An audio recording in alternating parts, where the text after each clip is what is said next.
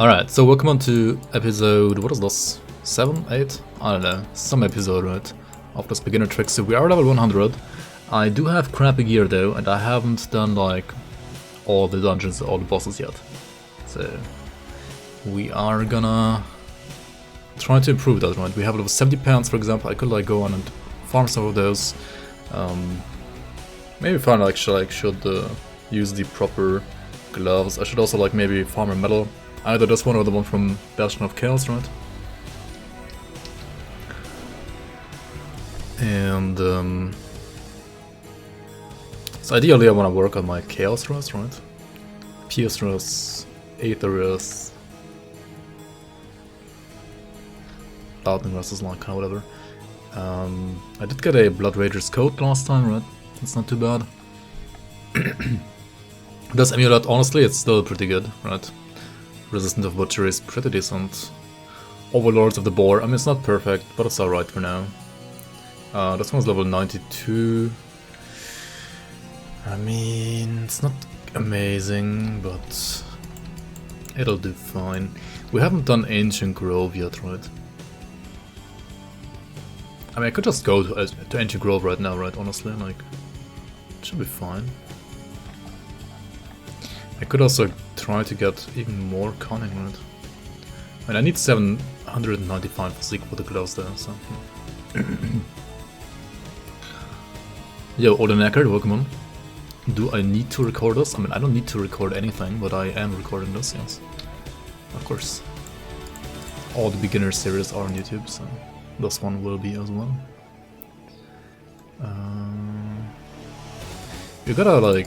Do we have to craft a key? No, we don't really have to craft a key, right? We can just walk there and get a key from Long Drogon, I guess.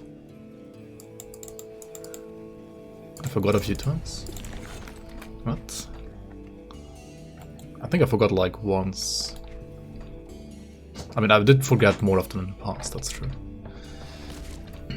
But like recently I haven't forgotten at all. But yeah, I mean, either way, thanks for the reminder. Thank you for the reminder.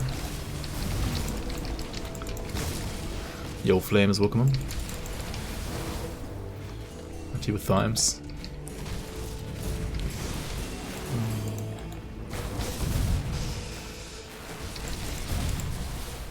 Okay, how do we play this game? I just hit buttons and things die, right?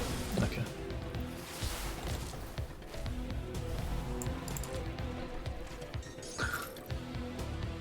So has everybody like downloaded the spoiler version of Season 4?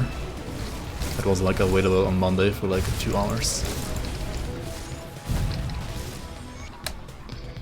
I might as well just like maybe spoiler some stuff myself now, right? Not sure.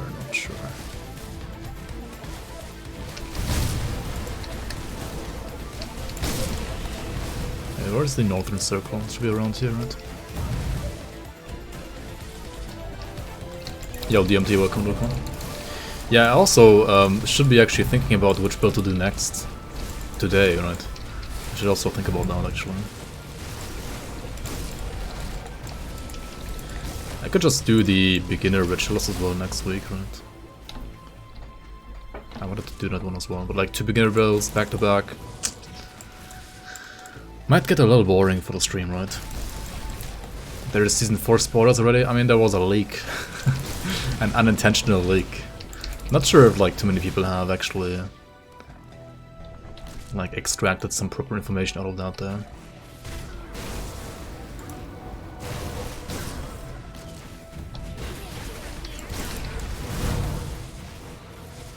This time I'm not the one to blame, by the way. I was the one to blame like last season for the spoiler on the spider boss, but yeah, not this time.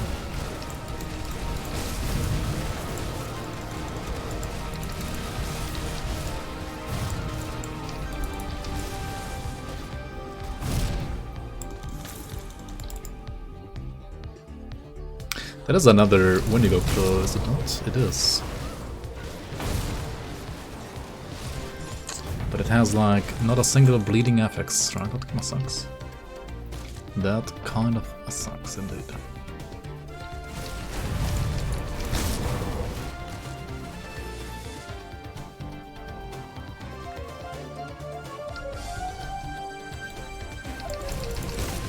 data miners in an unofficial league. Yeah, I mean, I guess people don't really do that anyway, right? Not too much.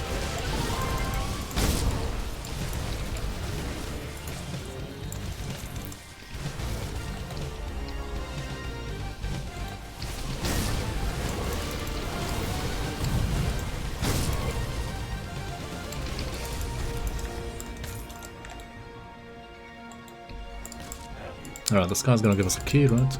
With this key we're gonna go into the ancient grove and cleanse the corruption. Yo, Farnsworth, welcome, welcome. Good afternoon to you.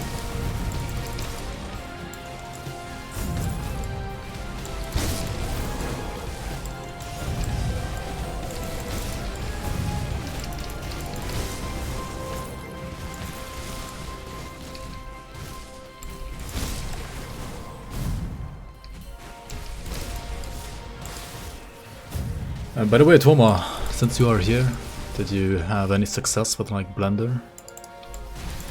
Did you try out some modeling?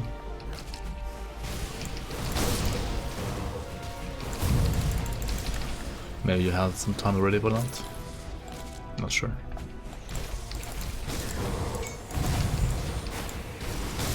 But do you like try to import a typecast model?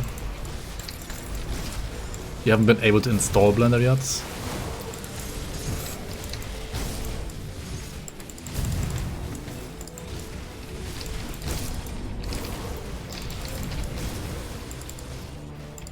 That's kind of an early stage of failure. Hey, we got a Seal of Blades, that's pretty nice. Seal of Blades is actually huge. That is one of the best components you can use in your weapons on a bleed build for sure. Yo, Enfield, welcome. Internet has been wonky. That's nice.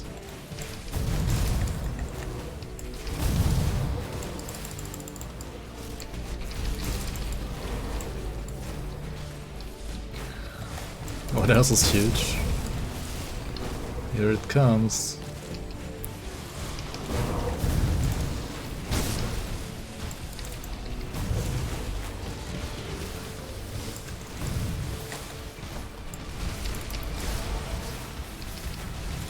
Your nose.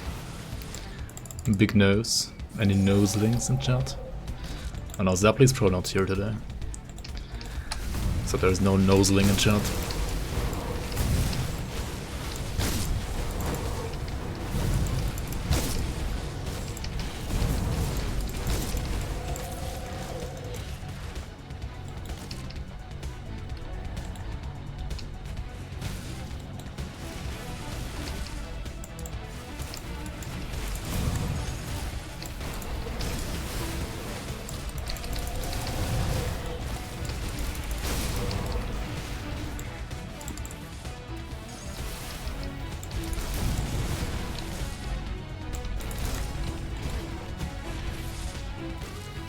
Yo, Plasma, welcome on, welcome on.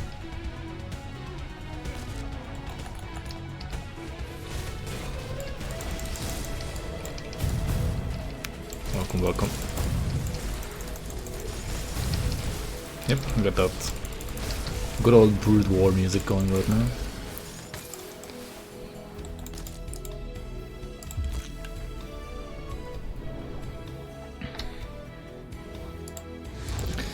What do we want from this dungeon? Can you buy Wendigo claws there? I think you can't, right? So what do we actually want here? I think we want nothing from this dungeon, right? We just want to like show YouTube that we can clear a dungeon on this build. I think that's the only thing we want here, right?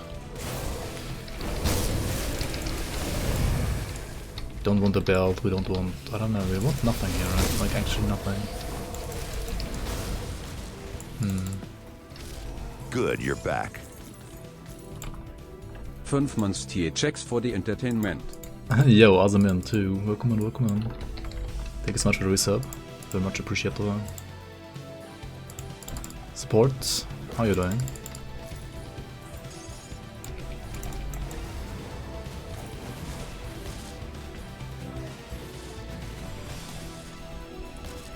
A good blitz mace. Yeah.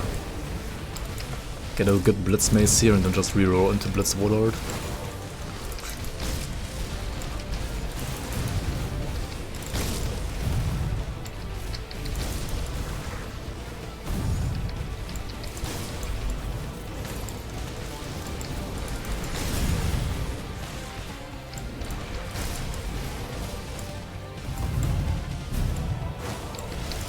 How do these Aether Trap even work here? Do they do anything? Oh, they do have some debuff or something, maybe. No? I don't get it. I mean, the Chaos Traps are obvious, right? They like shoot their Chaos Balls. But what do the Aether Traps even do here? I don't get it. Oh, do they like shoot those Aether projectiles from the sky, I guess? I see, I see. Interesting. When you start modding this game, you start looking at the maps and all the mechanical quirks and features and scripts behind, you know, like way different way than you did before. It's kinda interesting. Yo, Sparta, welcome on. Is it like 4 blueprint potions that you usually buy here? I mean, yeah, that's true actually. You do wanna buy those like Ugin Juice blueprints, right? We already have this one though. There is no other one we want here really. And I mean, on other builds you can like buy these medals or rings and so on. Those can be really good as well. On this build, however, you don't need any of those, right? There's nothing really of use here. When next Elden Ring stream? When next Elden Ring stream indeed? Yeah, good question. I won't be able to stream this weekend actually, so probably next week, like Monday maybe.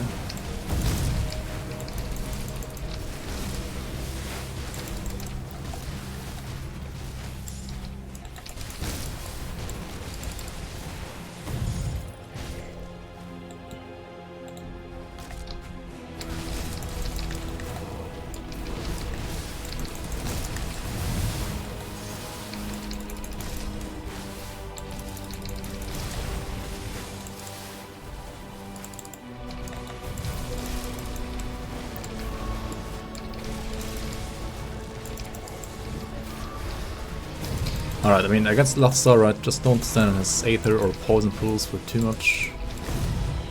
He's gonna make you fumble, but I mean, the Blade Spirits don't care about that. And you could also, like, always just, like, press Blade Barrier, right, whenever you feel like you're losing too much HP.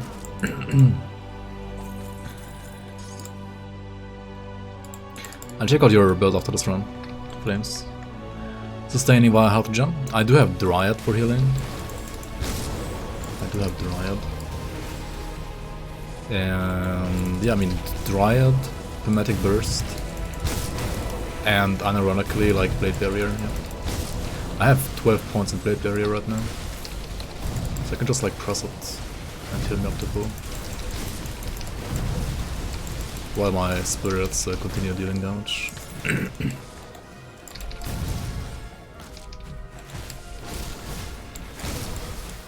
And yeah, Phantasmal Blades is there to activate my Dryad, but it has a 100% chance to activate Dryad. Pretty good as well.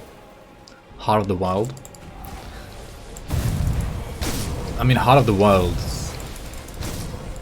Is it... That actually is helpful generate, like a bit, but... I don't know. Pretty sure my regen is like basically 0. Like, what's my base regen? Where's that even? 280. I mean, it's not 0, but it's pretty bad, right? Like, you wouldn't call this a health regen build. Definitely not.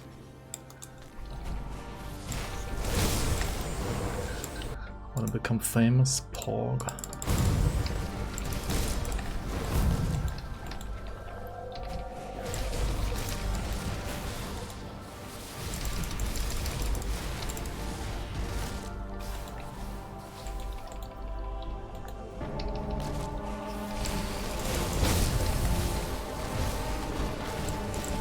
Oh, we got the kitty. Oh, right. Actually, there's one thing that I might wanna get from this dungeon, and that is the relic of this kitty, right? That's like a relic. I should probably farm her then. Because like kitty relic would be really nice for bleed damage as well, right? I mean, it is target farmable, so...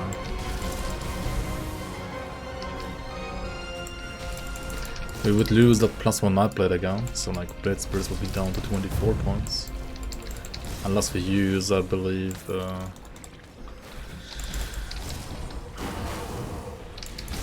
probably like some weapon or... helmet or shoulders maybe that have +3. Actually there's a Reaper's Pants, right, with +3 Blade Spirits. But how do you get Reaper's Pants on this build? Well, you don't, right? Unless you go hostile with Warhome, which I didn't. So the only way to get it is like from Shattered Realm or from the Crucible. I mean, I guess we could do like Shattered Realm like 35 or something like that. Maybe. I don't know. But this is SSF, right? So I would have to like start from SR1. I mean, it's not like that you can't do it. Like the build should definitely be able to do that. Just don't know if I want to invest the time to do that, honestly.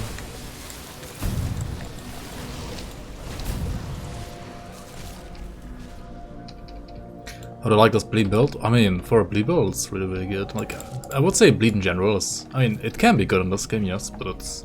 compared to some other damage times, not quite as straightforward to build, and like it doesn't have as much build variety as some other damage types. But this is really strong, like for a bleed build, it's really, really strong, yeah.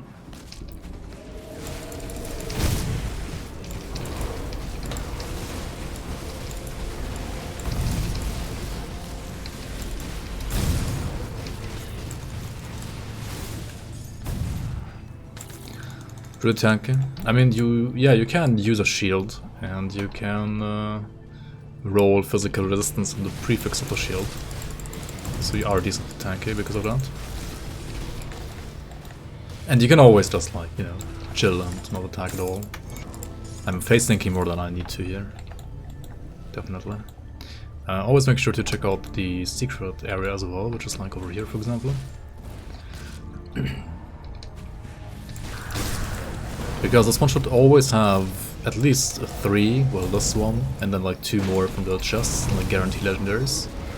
So you might get lucky and get something good here.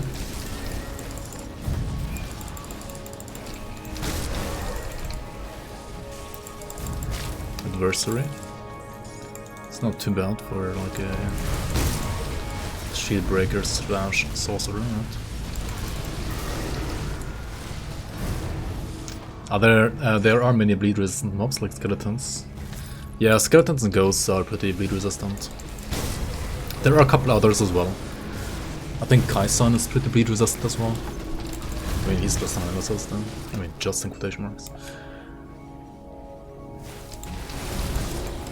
This is a nice build if I wanna chill. Depends. You still have to kind of like press this entire rotation. I mean, you don't have to play Shell Strike, right? You can just put like, well, you have 3 buttons maybe. 1, 2, 3, right? 1, 2, 3, and then Grasping Vines, and well, this for healing, this for basically also healing and invulnerability for some seconds, and then you use like a movement ability, right? It's not too many buttons, but there are builds that have less buttons than this as well. And there are also tankier builds for sure. This is a Trickster after all. Like a Trickster class is rather squishy. This build is pretty tanky for a Trickster, right? But it's still a Trickster, so like it's not really like super tanky. It's, as it is right now, really not squishy though, like it's totally fine.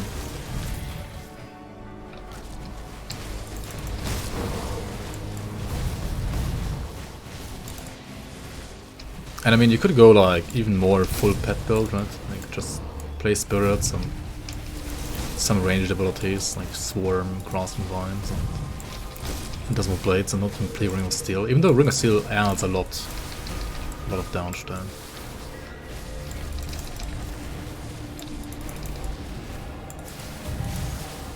I would say it's somewhere in the middle. Like, it's not the most chill build ever, but it is also way more chill than some other like actual piano classes, right? Alright, Gargaball, the boss of this dungeon, right? He has 2 phases, so don't like waste any of the cooldowns for phase 1 really. Because stage 2 is gonna be a lot harder than this. And we're gonna have to kite stage 2, because my damage is not quite there yet. It is certainly not there. I mean, compared to endgame builds at least. Yep, I'm taking some damage here. Yeah, and then there are these volcanoes, right? Do not want to stand inside volcanoes, definitely not.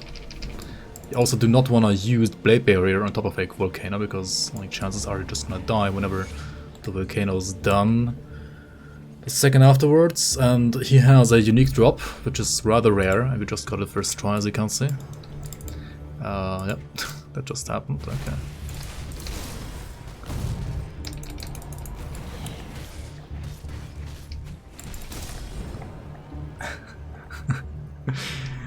Streamer RNG, dude, holy fuck. Alright.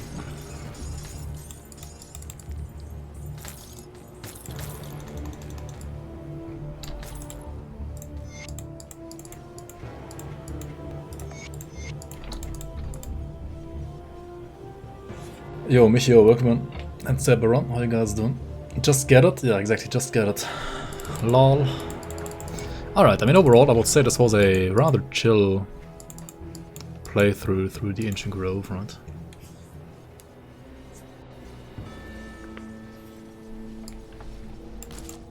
See anything you like? Yeah, run this countless times and still haven't gotten it. The thing is, like, even the ring that I got from him as well is not a bad roll either, right? Aggressive of readiness, I mean, that is very solid, I would say. Very solid indeed. Even got a combustion burn as well, what the hell? This run is insane.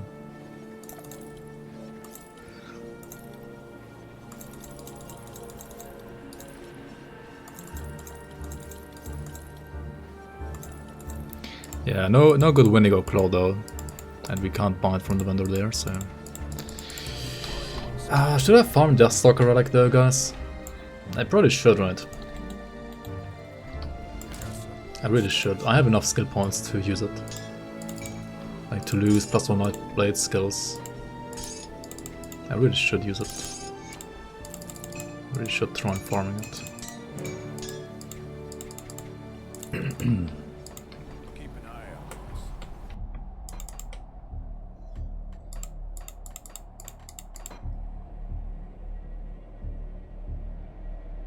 You have like 5 corruptions of Gargaball, really? That's pretty good as well.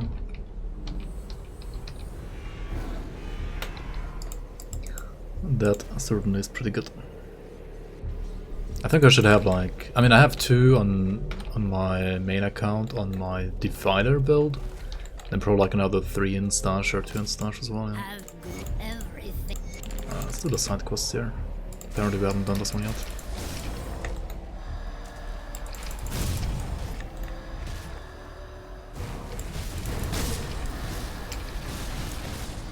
So yeah, I mean, the build, I would say right now it's certainly not the highest DPS that I've played.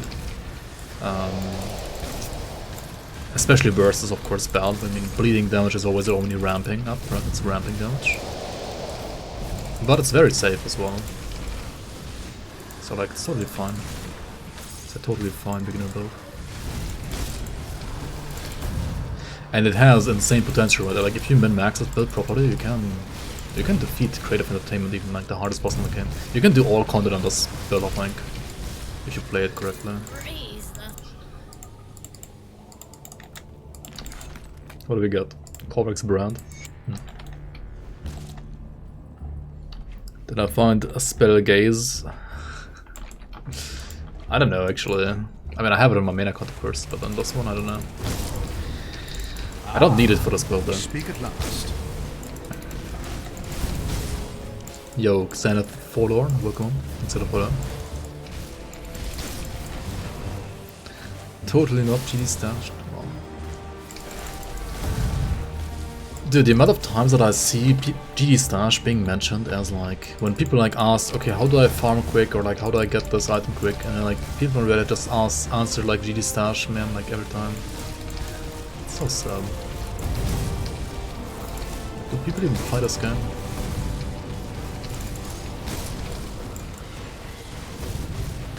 Like, where's the fun in like not playing the game? I don't get it.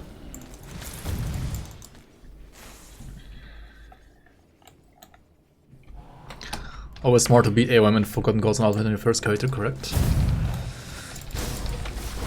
I mean, you wanna farm stuff, right? On your first character for like your other characters, or for the first character itself as well. And I mean, you do wanna do AOM and Forgotten Gods and Ultimate at some point, because those give you like additional skill points as well, which do make it easier to farm other stuff then afterwards, because well, your character is stronger with more skill and attribute points, right? And also, I mean, from a completionist like viewpoint, I would say it's also always worth it. And I mean, also you want the augments, right? Like Forgotten Gods and Ashes of Mammoth expansion factions, right?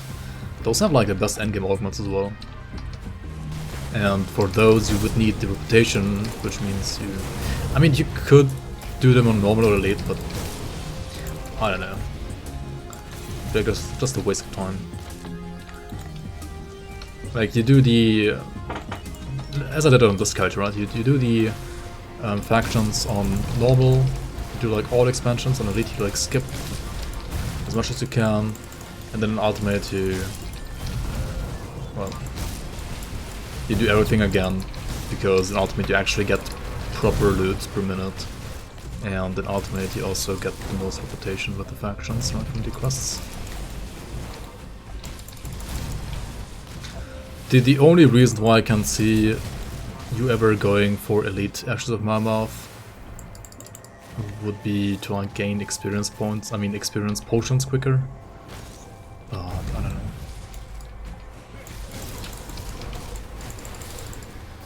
And if you're playing hardcore on your very first character, it would be the safe play, right? The safer play to get your experience potions from Mammoth ASAP, because then you can like start using them on another character rather sooner than later.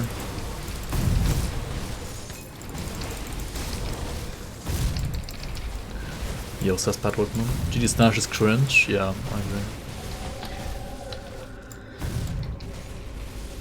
GD Stash makes no sense. I mean, it does make sense for like playtesters, I feel like, but other than that. And even for playtesters, like,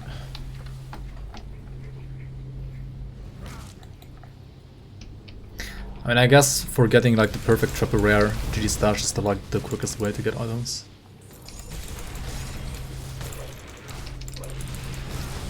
But how often do you have to like playtest a build with like perfect GG Stashed triple greens? I mean, you don't have to do that. It's like no reason to. Because people aren't gonna like play that exact build anyway, right? So you don't have to like balance around that build right there. When you first play Grim Dawn, I used GG Stash to reset your points and to try different builds. But I mean, you can just do that in the game as well, right? Like, I mean, okay, back in Grim Dawn Vanilla, right? But before the first expansion, you couldn't reset attribute points, and like you couldn't take out mastery points as well. So like back in Vanilla, I can kind of understand using it for like attribute and skill points. I mean, and mastery points rather. But ever since Ashes of Mammoth, you don't need it. Like, it's just useless. Like it was like it saves you iron bits.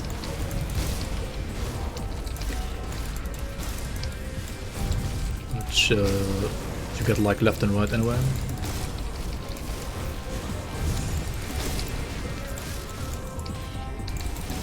Costs about 3 billion iron. Wait, how high does the cost actually go when you respec? I don't think I've ever had like any iron build issues on any of my characters, even like my first one.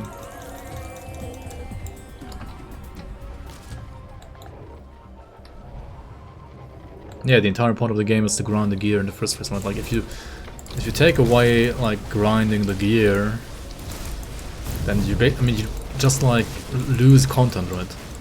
Like you make yourself lose content. Okay, I think since we're only interested in this lady, right, this kitty here, we just reset here. We don't need to do the rest of the dungeon, honestly. There's no reason to. I mean, if you are a new player though and you don't have enough skeleton keys, or like enough blood of Chthon which you can turn into skeleton keys, then I guess you could do like a full clear to the dungeon, because it's still like worth it to do for the last chest for blueprints, for example, right? Then you can certainly do that, right? You don't have to like reset out like I did right now. I'm honestly not gonna care too much about blueprints on this account in the long run, because I'm only gonna play this character on this account and then I'll move back to my main account, so I'm just like resetting here to just try to get the Deathstalker relic as soon as possible.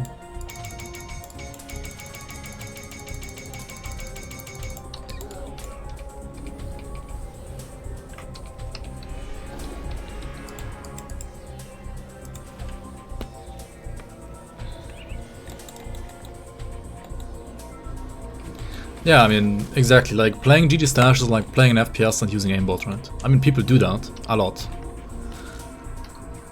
Because they just want to feel better without any effort, right?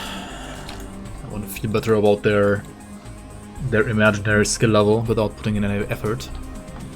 And I guess the same, I mean, yeah, that's actually a good comparison, right? Like, GG Stash is basically like using aimbot in shooters, right? It's like this, I feel like the same kind of people use that.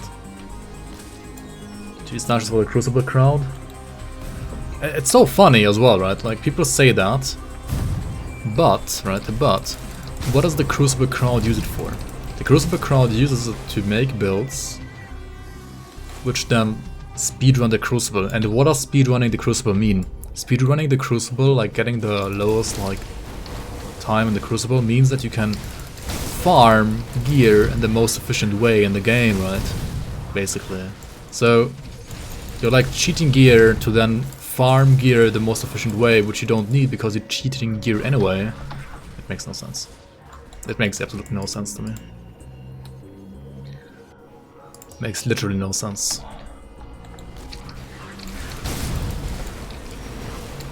I mean, with the amount of hours that those guys have played, right? They should have put like better gear in their stash than GG Stash anyway, right? Like, why are they even using GG Stash? I don't know it. And I assume they don't actually use it for the gear, they rather use it for like leveling, right? They just like use it to cheat a character to 100 and give it all the elements and so on, right?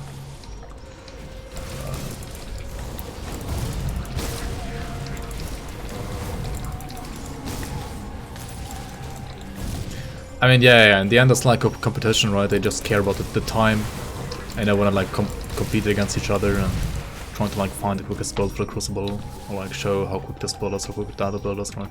They don't actually play it for the gear. It's just like because yeah, they're using GG Stash, right? Like they don't care about the gear. But when then they make like build guides, and then they're like, yeah, like if people ask them like, why are you doing this for the Crucible, blah blah blah, right?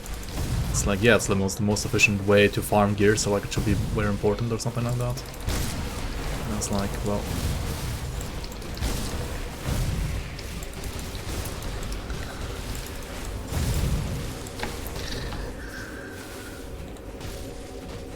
I don't know, maybe I just don't understand it. And I can understand the appeal to a certain degree. I probably just don't like Crucible enough to play it that much. But if you wanted 200 devotion points,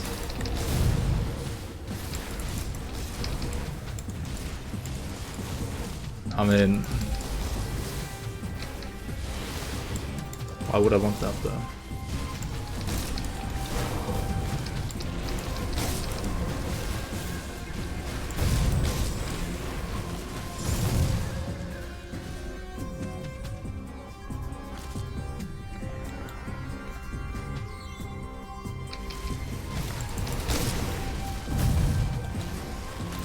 Yeah, very much agree, Bullet and Bob. I very much agree. I mean, there's a reason why there's a limit to 55 devotion points, right? Because the devotion point system is a very, like, delicate system that if you give the player too many options, then it can kind of like snowball out of control.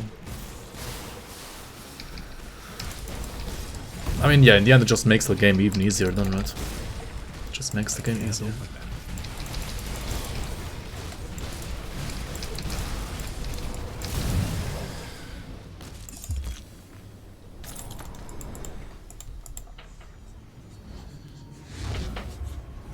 Devotion points cap regardless, maybe. Oh, yo, Robstro, you've been watching my YouTube a few months ago. Started your first elite run and then boom. Wrecked by Protoss kills you for your first death before Cronley. Oh. What can I say? You got wrecked by Protoss. Right. A classic, as Plasma would say, right? A classic. Or was it actually Mike? I don't remember. Dude, the PvP tournament was so much fun back then. Holy. Despite all the like lag and latency and creating game, not being able to find another guy's created game issues, which was like ultimately one of the reasons why they stopped doing them. It was tons of fun. Oh. Chill out, please.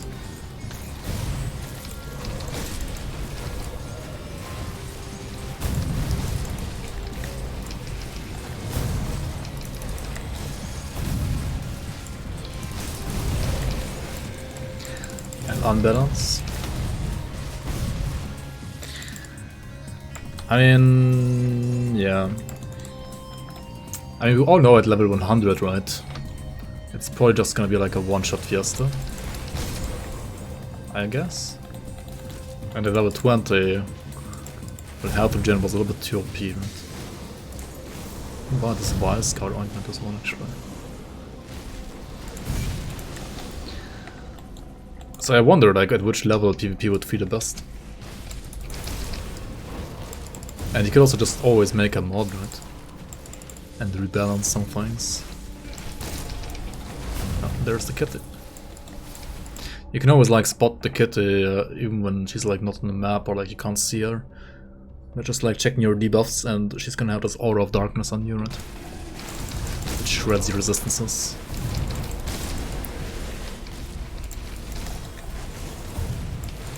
She also hurts a lot, like, don't underestimate her. You can definitely die to this boss. Alright, I think as long as we meet the kitty in the first part of this dungeon, we're always gonna reset. And if she's in the second part, we might as well continue, like, completing the dungeon, right?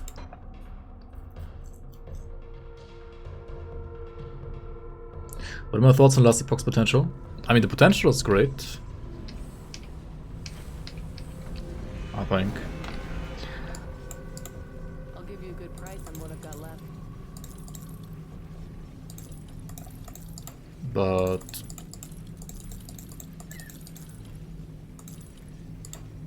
Put it to good use.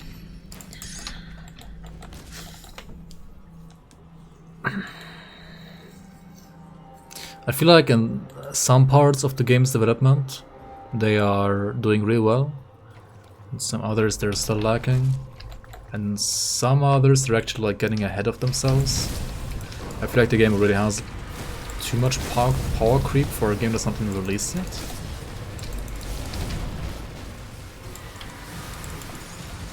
And I mean, them having to like rebalance the difficulty of the campaign, like, already more than once is... I mean, the thing is, like, balancing enemies is not really, like, that hard. I mean, sure, it's, like, a delicate and time-consuming process, but you can just, like, well, increase the numbers, right? It's not, like, hard to do, really. It's just, like, numbers that you have to increase. until like feels good.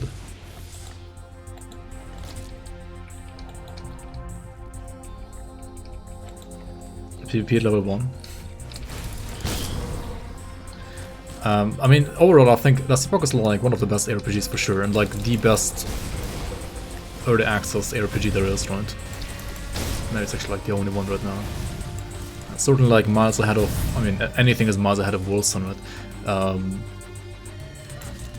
It's also a lot better than Diablo 3, I think. Better than Path of Exile?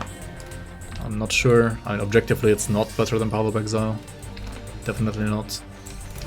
I do enjoy it myself a bit more because, like as a, you know, like as a side game, like as a secondary game, I think Last Epoch is like a lot easier and more intuitive to get into than Path of Exile. So like playing Grim Dawn as my main game and then like playing Last Epoch every now and then is totally fine, whereas I cannot imagine myself doing the same with Path of Exile, to be honest. Path of Exile is way more a, if you want to play this game properly, you need to like invest 10 hours a day for like 2 months first to even like understand the game kind of game, right? So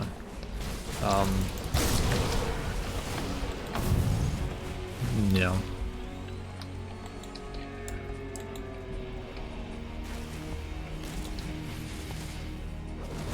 You actually like that exalted items are almost out of time best in slot instead of uniques.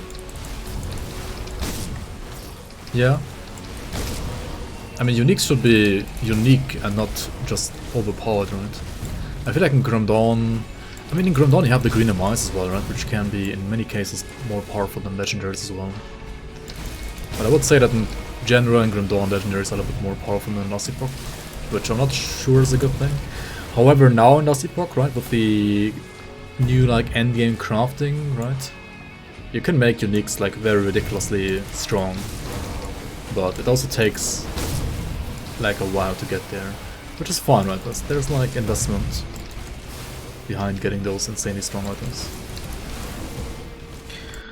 Yo, Immortal Ajax, welcome on. You ripped a pretty bonkers triple rare troll bone crusher the other day. Is there any chance I could be better? It could be better for Savagery Water Archon than the Avenger 4-piece. Yeah, basically as Undo said, no. The 4-piece Avenger set is just too strong. Like, it might be actually more damage, maybe. But Avenger, is it just the 4-piece as well? That like gives you free, what is it, 22% physical resistance or something like that? Yeah. You could play maybe like a custom Savagery build. But yeah, Avenger is like one of those cases where like legendaries are actually like so ridiculously strong that it's very hard to find anything that's ever better than them. Like Avenger is just ridiculous.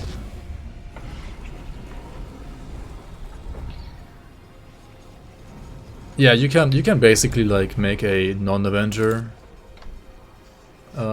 physical bleed water. I guess you can like focus more on bleed, right? Like Avenger is basically only physical, whereas Troll Bone Crusher could be used for a physical bleed hybrid. So it would be a different build, because it's like physical bleed hybrid and not pure physical. Ultimately better than Avenger. I mean, which build is really better than Avenger, right? There aren't that many when it comes to like tankiness and damage combined. There aren't many that are better than Avenger. So yeah, I mean, it's still gonna be a very good game, like a very good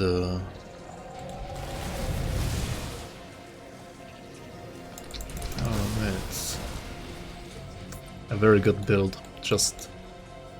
okay, I see. Just not as good as Avenger Water, which is probably fine. Yo, Kerbay. Stealing Co's Fiddle Spinner build. Nani? Oh yeah, true, Ko Kanj, the creator and owner and inventor of all builds in Grim Dawn, of course, right? How you doing, Kerbay? Welcome, welcome. Fidget spinner? Yeah, more like fidget spinner, not fiddle spinner. You've been playing League of Legends, fiddle spinner. Co-Carnage equals medley confirmed, yeah. I mean, Madly invented cocaine, that's right. That's actually what happened.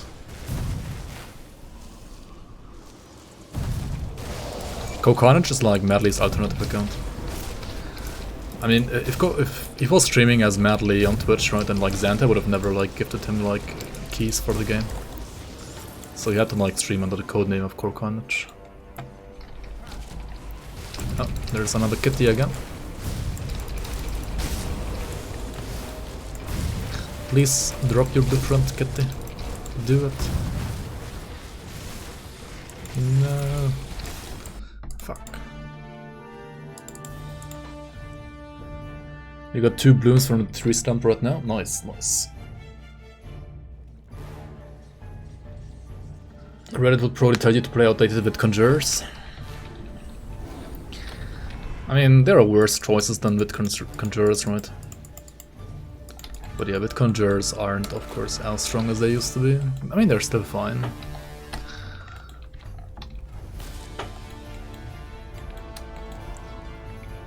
And with Conjurers, they're like better than 90% of builds that like new players make. So it's totally fine to follow them out. But I mean, the Rituals is of course stronger. I feel like Conjurers, they're like, I don't know.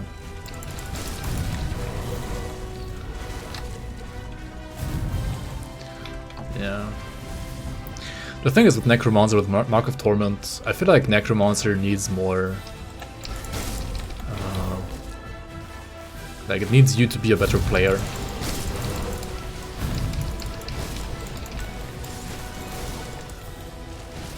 Because, I mean, there are people who don't use Mark of Torment against, say, Theoden, for example, right? And then they die, and like, that can happen on a Ritualist, it can't really happen on a Conjurer.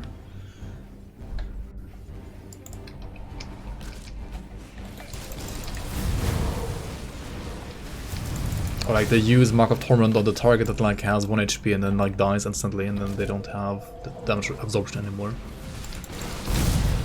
For example, like stuff like that can happen. I feel like MOT is generally not the easiest skill to use. I mean, sure, it's just like click on enemy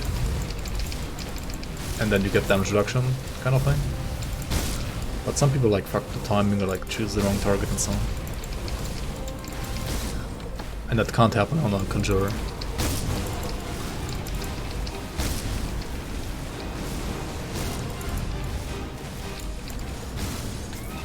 On the other hand, I guess on a Conjurer, like, sigil stacking,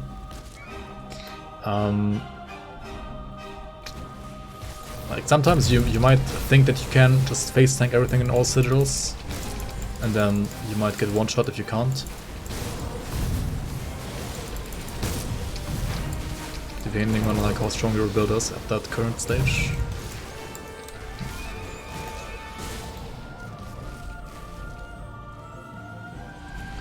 Are you alone?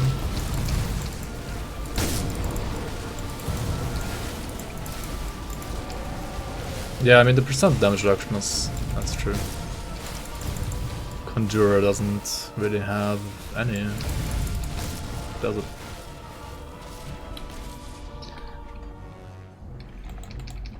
That's true actually. I mean yeah, TLDR, like on this current patch, right? Overall, Ritualist ASD stronger right out of caster than Conjurer, for sure.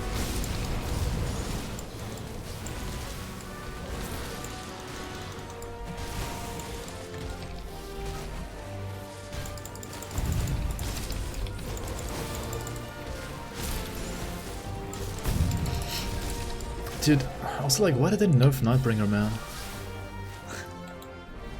Like, why? Nightbringer wasn't even the best Conjurer, like, damage-wise in the first place to begin with, right? And also, like, Nightbringer blocks the Sigil Shield. Did Nightbringer nerf made, like, no sense. I don't know. Ah, we speak at last. Like, considering how many other things that are equally good or potentially even better that it blocks, right? That makes no sense. Shadow Sunshine, welcome on. Thanks for the follow.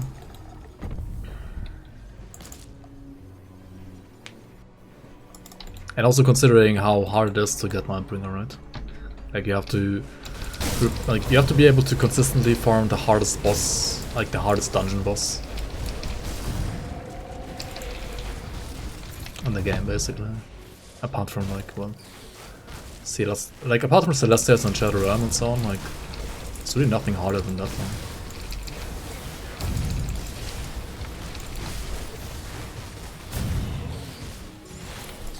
No drop. Fix Birdman. Mindbringer was used for many with builds and classes, yeah, but like, was it ever like? I don't know. The thing is, like, yes, it was used on many builds, but I feel like it was always a more like CDR/defense oriented version of whatever build it was used in.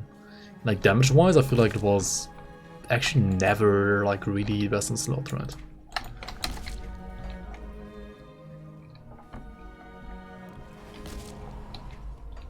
Yeah, Morgoth's weapon.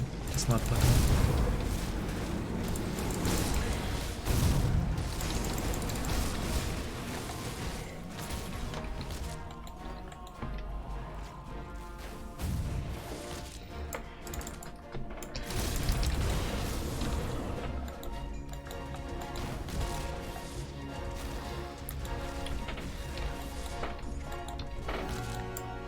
And the conversion is great or not, right?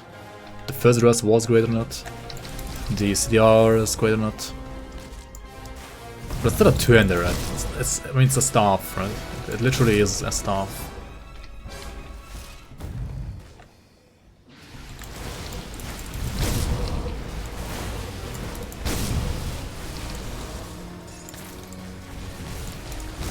I mean, if the Vitality Wind Devil stuff was actually decent, right? Would be a way better weapon as well.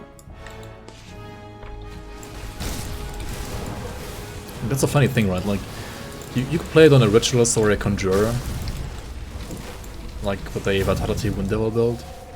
But like that Vitality Wind Devil build just kind of sucks. I don't know. Like it's just worse than a standard Conjurer, but needs like the entire Morgoth set almost, and like not on top. I don't know. Yeah, it also had HP, sure. But as you said, like, it was more of a stat stack than a, like, always, like, it was never, like, a best-in-slot weapon, I feel like. It was a great all-around weapon, yes. It had, like, tons of everything. It was like a jack-of-all-trade stuff, in a way, that you could use on many builds.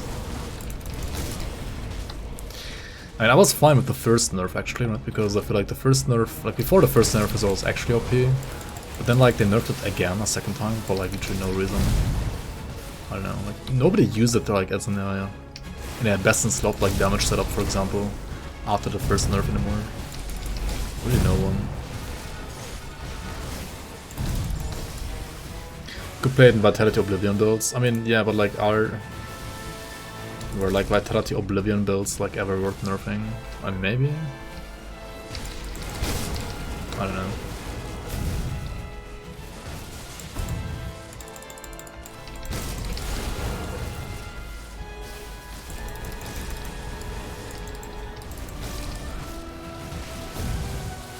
Very new to this game, can't believe how addicting it is. I mean, yeah, it is amazing. It is, in my personal opinion, the best ARPG there is. Like, it's just the best, right? It's better than Path of Exile. However, objectively speaking, Path of Exile of course has more content, right? And Path of Exile is better for like, what if you want to do trading or multiplayer and so on. I guess Path of Exile is better. This game is really good for like, well, single player, like all the drops and everything is like balanced around single player. Co-op is also tons of fun.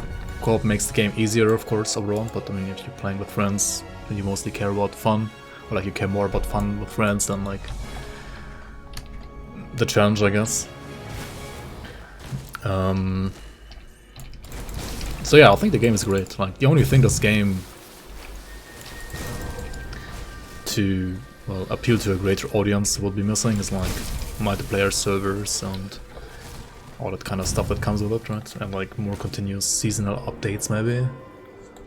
But I mean, considering the size of the development team that was at the biggest, like what, 13 people maybe? The game is absolutely amazing. I mean, right now since it's like a buy-to-play game without any microtransactions, without any cosmetics, right, that you can like buy apart from, I guess, the one supporter pack. I don't know, I mean, the game is a finished product now, so there's only one developer working on it still that does like some, well, mostly balance updates, which are nice, but I feel like at some point they aren't needed anymore. Like the balance and buildability in this game is already basically through the roof, right? It is amazing. So yeah. As I said, right, it's a great game, and it's also fully moddable. Like that's one perk of it not having online servers, or like being an online servers game, is that it is a local, like everything is local. You save it on your PC, right? You can mod it in any way you want, and there are tons of mods, right? There's the Diablo 2, what's it called? Reign of Terror mod, right? Which like basically recreates Diablo 2 in this engine and like combines all Grim Dawn and all Diablo 2 classes, like in Grim Dawn system, of course. You have a Diablo 3 mod with Diablo 3 classes and like additional bosses entered around, like Diablo, I think Tyrael is also a boss, and some others. There is the Grim mod, which is like an insanely big mod, which just like basically creates an entire new world to explore. There is the Dawn of Masteries mod that adds a bunch of quirky stuff, as well as, I don't know, like another 30 masteries or something like that. Absolutely insane. Like if you're bored of the standard 9 Grim Dawn masteries, Dawn of Masteries has like another, basically like quadruples or quintuples the amount of masteries you can have. Something like that. The best sandbox, yeah, it's probably like, it's objectively the best sandbox RPG there is, because you can't do the same like sandbox stuff with Path of Exile that you can with this game for sure. And objectively, I would say Path of Exile is probably a better game than this. Outside of the sandbox thing, right? And subjectively, I would say this game is still better than Path of Exile, but lots of people would disagree, right?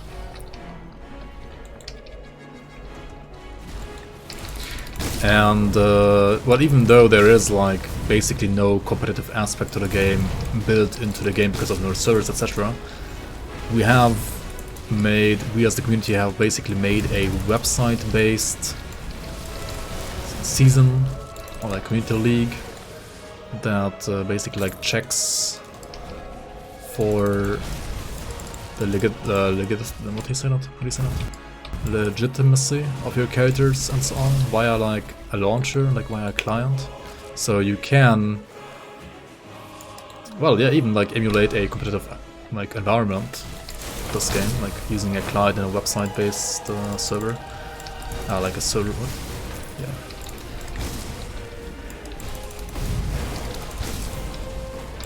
And we have done that to pretty great success last season, right? And season 3. And we're working on more stuff for the next season as well.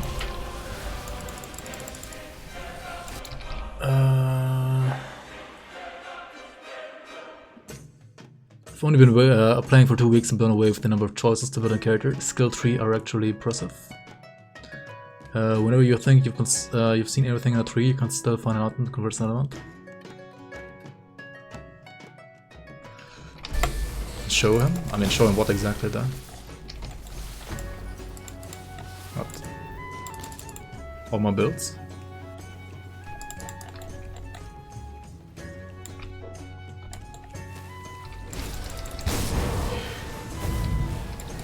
I mean, yeah, I mean, it's, the Nightbringer is still usable, right? I mean, yes, of course, it's still usable.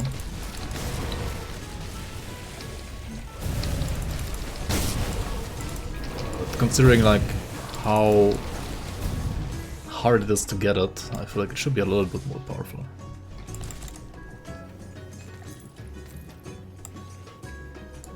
Show him any item that messes with a skill or element, or my deck. I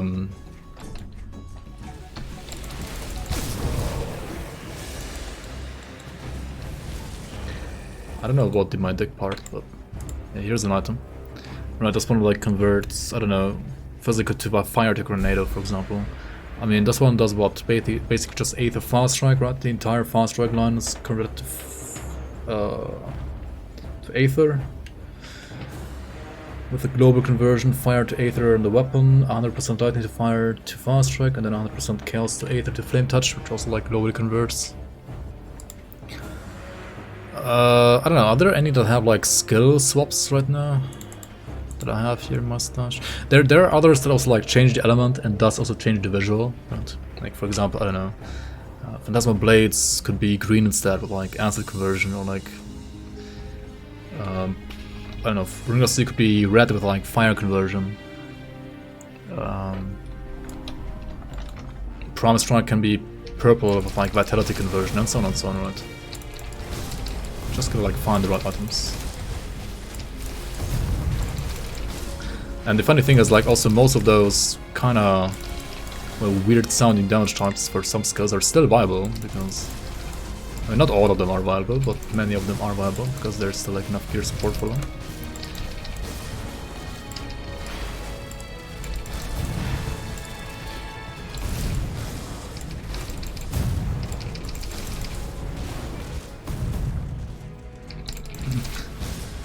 Yo, Sab, welcome. Sag Lord. You died again? Joke. You didn't die at level 5, right? Or whatever level you were. 15 maybe now. You died at level 50, what was it, 59? That was... I'm pretty sure like everybody has died like that once, almost. I mean, I know at least 2 people that have died like that as well. It's a classic. Yeah, just for example, right? If I equip this one, right? If I use this item here, then the Ring of Steel will look like this now, right?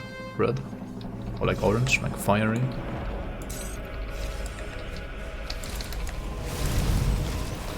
Pretty cool, pretty cool. That was 60? Okay, my bad. Even more sad than actually, you lost another level.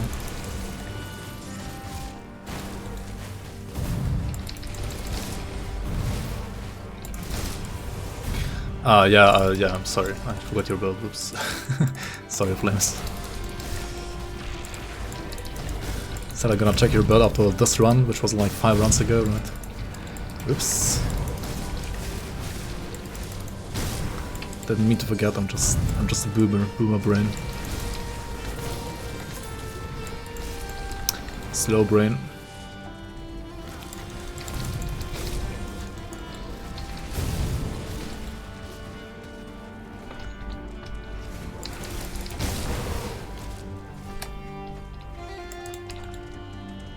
Dude, where's the kitty? Did we miss the kitty? Is she gonna spawn here? I'm doing this run only for the kitty, hello? Where's the kitty?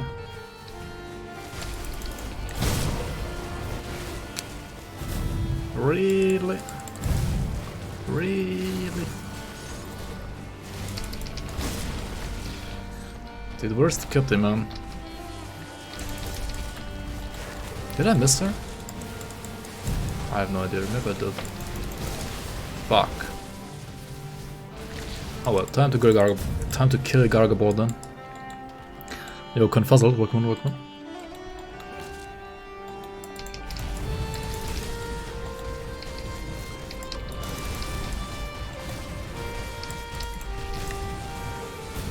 Holy fuck, I should look at the screen. Gargabor is not a boss you should kill while, or like do while looking at chat.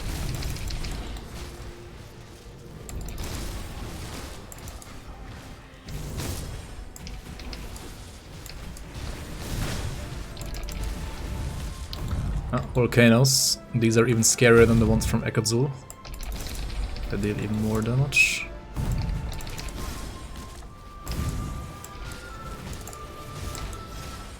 What is he doing? Alright, he's getting wrecked.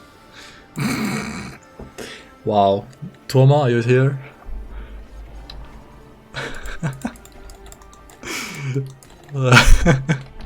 I killed Gargamel twice on this character, right? Twice. Only 2 times so far, and I got 2 corruptions of Gargamel. What is this? Oh shit, dude. What is this RNG? Okay, dude.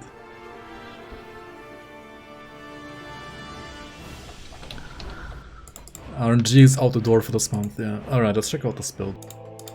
Holy shit. Alright. We have been farming Deathstalker Heretic. We're gonna continue that.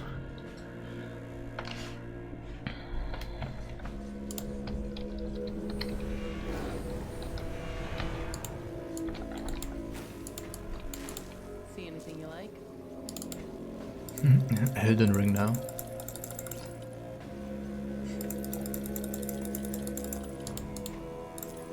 Wait, did we get a cool pant? Cool pair of pants? We did, right? I mean, these are actually not the worst. But 1035 physique is also pretty much too much than we ever want to put into physique, right?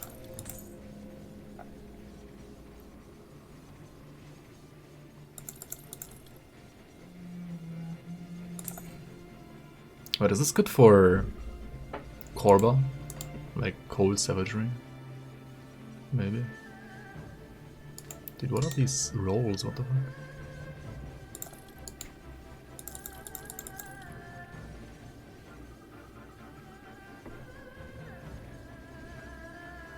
It's actually an upgrade, right? Actually a upgrade.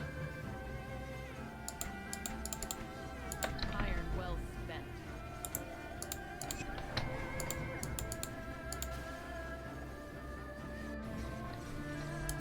You have way too many action RPGs. Honestly, you only need one, right? You only need one, and that is Grim Dawn.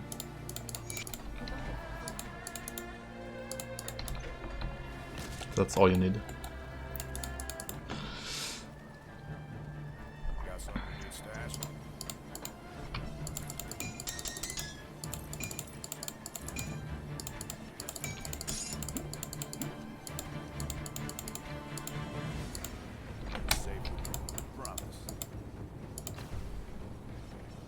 You love the items in Borderlands 3 now? Good layers of randomness.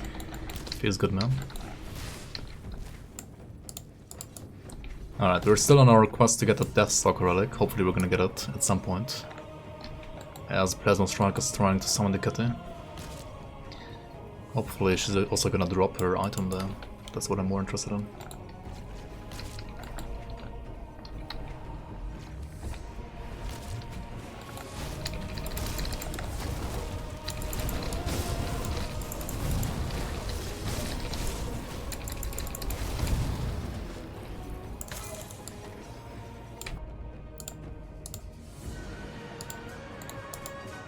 Actually, let me disable GRIMTOOLS for the rest of the stream, actually.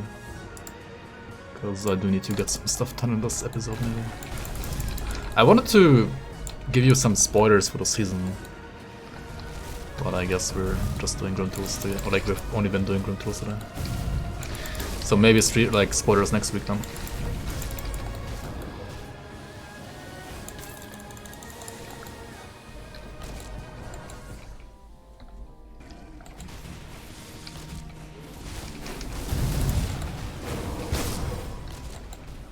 Prefix and base type, 3 random mods, and then another mod which is called Anoint. Can target base type and reroll Anoint. So prefix and 3 mods are random.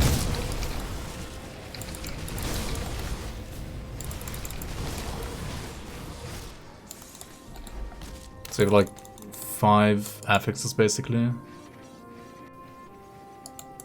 4 are random and 1 you can influence. Not too bad.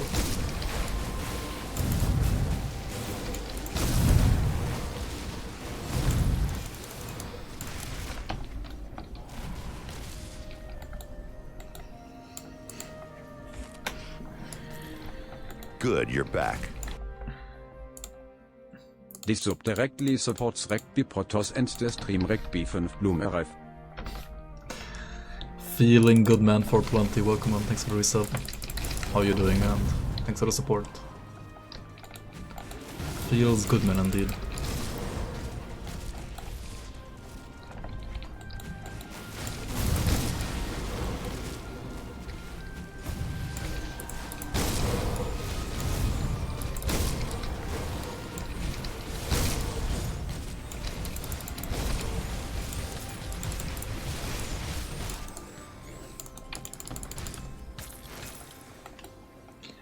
And 4 items that are active on top of that.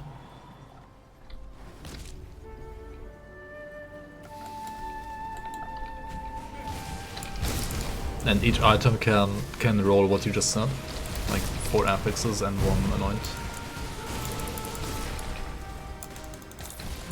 Cutthroats. This used to be a really good affix, and it still is, I guess. Not quite as busted as it was though.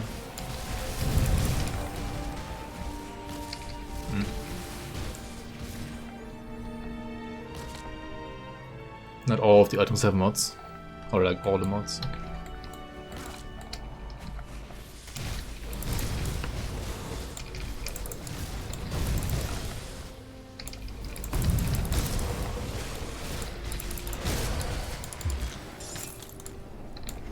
Titan's Poirons. Oh yeah, right, if you're like playing a 200 build and you don't know what shoulders to use and you just want like something tanky, you can use those. Those are fine. Totally fine indeed. Some legendaries don't have anoints. Alright.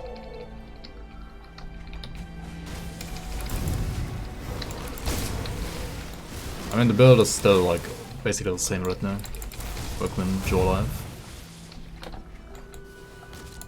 The level 99 link is basically what I'm playing at level 100 as well right now.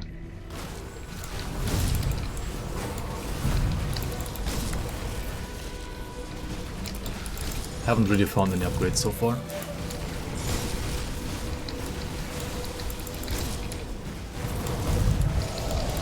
Trying to farm the Death Stalker relic there, which is gonna be a relic upgrade hopefully. And it's just a matter of time until we get it.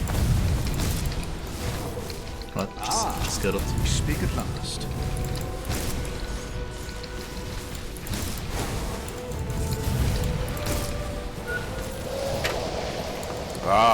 I've been expecting you, human. Yo, Mrs. Moonstriker, welcome in. And also Turd Ferguson, thank you so much for the Prime. Thank you so much for the support in the Bezos box. Welcome, welcome in. How are you guys doing?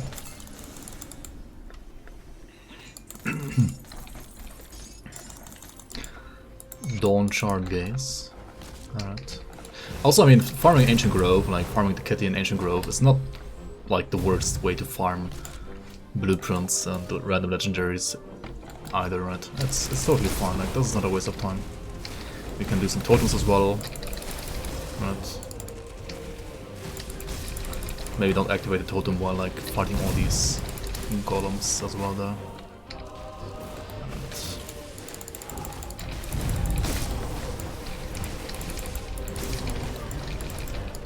We're getting even more golems here. Holy shit.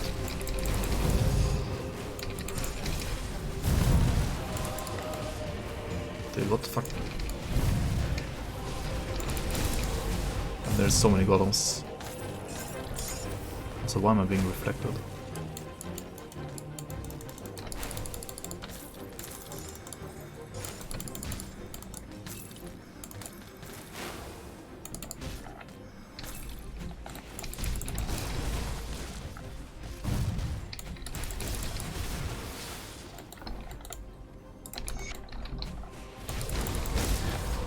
No kitty so far, right?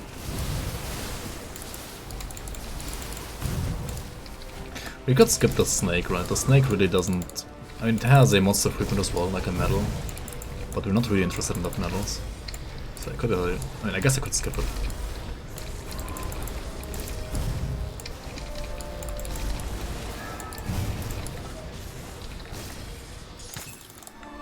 On the other hand, you do get legendaries as well, pretty regularly on this, so it is fine. And also Ancient Hearts, which you can also use for Bloods, right, to craft skeleton keys.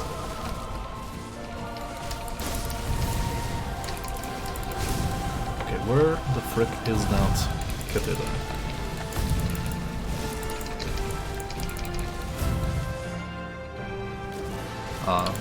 Let's have another build for devotions. I'll open it and check it out at the end of the stream, which is gonna be like in roughly 1 hour. That's okay for you.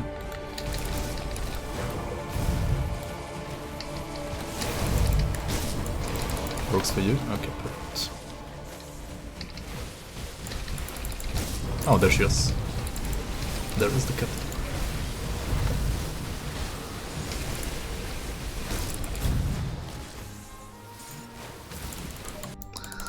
But no blueprint drop.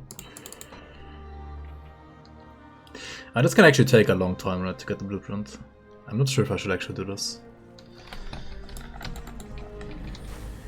But it will be a pretty nice upgrade.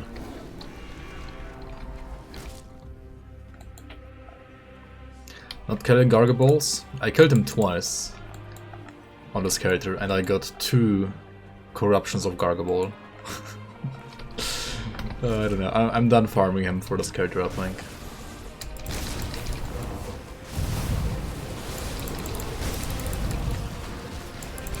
That's kinda stupid.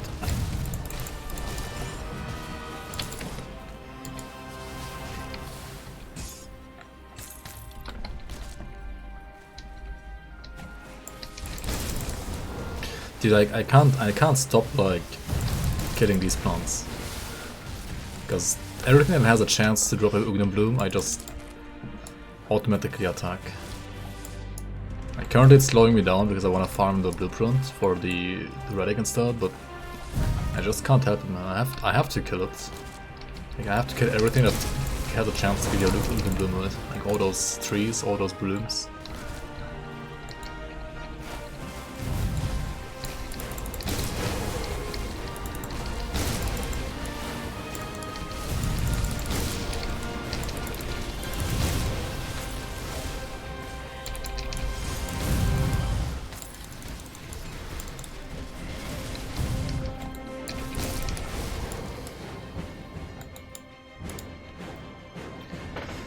Yeah, exactly, right? It's like slowing me down now, but fewer blooms to farm later, so that's fine. There will come a time when you will always run out of blooms, right? So, like, every single bloom farmed is never wasted. Right? No bloom is ever wasted.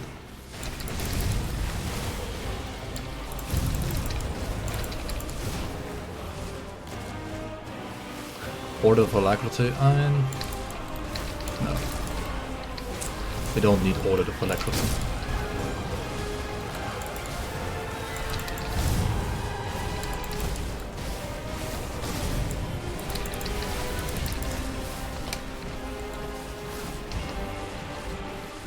Blooms are used for what?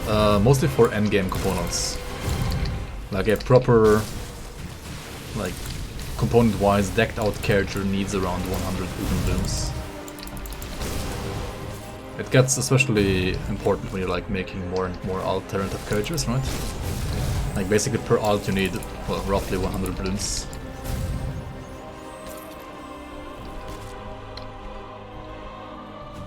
And also some like Heretics. No, actually no, Heretics don't need it. It's mostly just components, right? Like endgame components. So.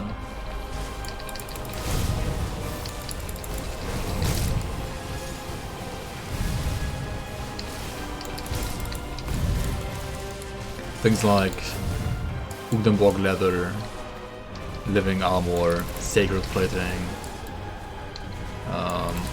Hello, Kuba. Titan's plating. Space Scorch plating, Runebound Topaz, all the seals, right, like Seal of Blades and so on, they also need blooms. What else?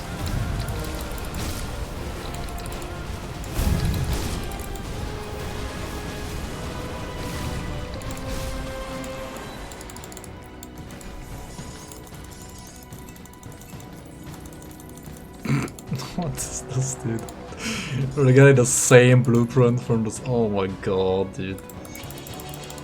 This is such a scam. You switched to hardcore permanently, but okay. Oh yeah, that's very okay. Welcome to hardcore.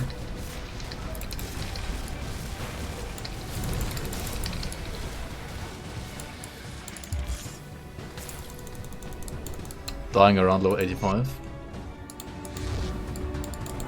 What are you dying to?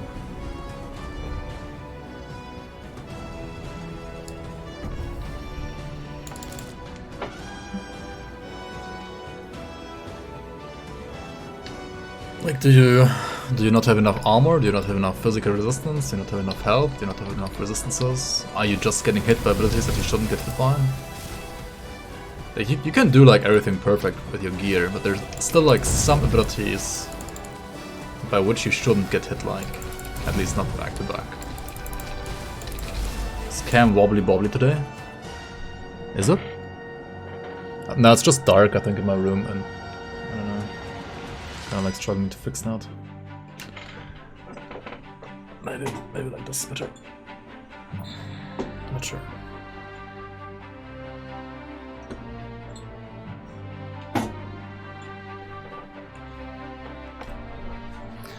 Random stuff, you're feeding tanky and then you're just dead.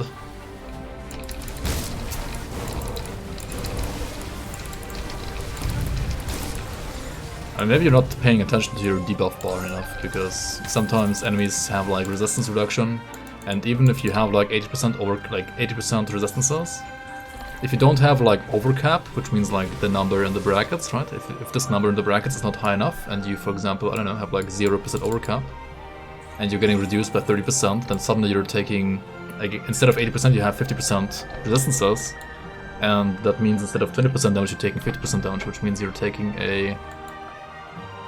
basically like 2.5 times your normal damage, which can result in sudden death in some cases. Maybe that's the case. I mean, there are multiple reasons why you can die in this game.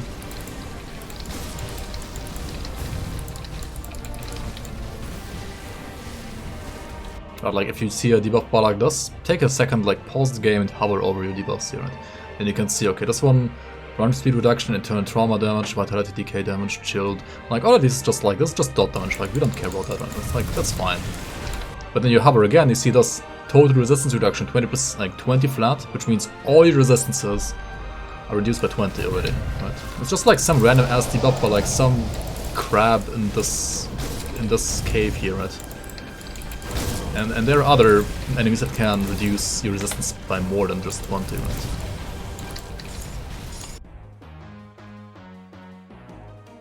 Also this one, like Aether Essence, the Aether is potent this area, harming you and zapping your resistances.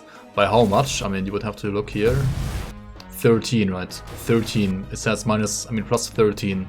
Usually I have plus 31. So that's already like, what, minus 18?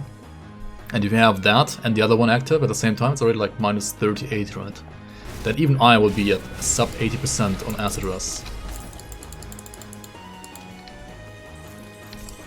But thankfully not much, so it would be still fine.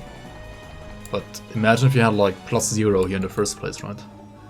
Then like minus 38, you're down to 42. And then you take like, yeah, 3 times the damage from acid, for example.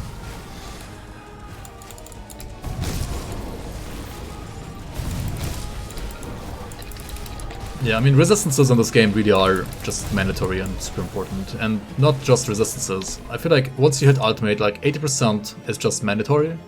And then what people talk about when they talk about resistances, when they talk about the number in the brackets, right? Like, you could basically say this character has like 89, 77, 51, 31, 30, 35, 38, 69, 71% resistances, right? Because 8% is like, it's there and like it's expected, like you're expected to have it anyway, right? Like if you don't have 80% resistances, you're like basically dead in ultimate anyway. And then like what really matters is the overcap number. Which, yeah, I mean, it's not really that intuitive, honestly. It really isn't, but that's just how it is in this game. Anyway, we have killed the kitty and we didn't get the blueprint again, right, so let's just reset here.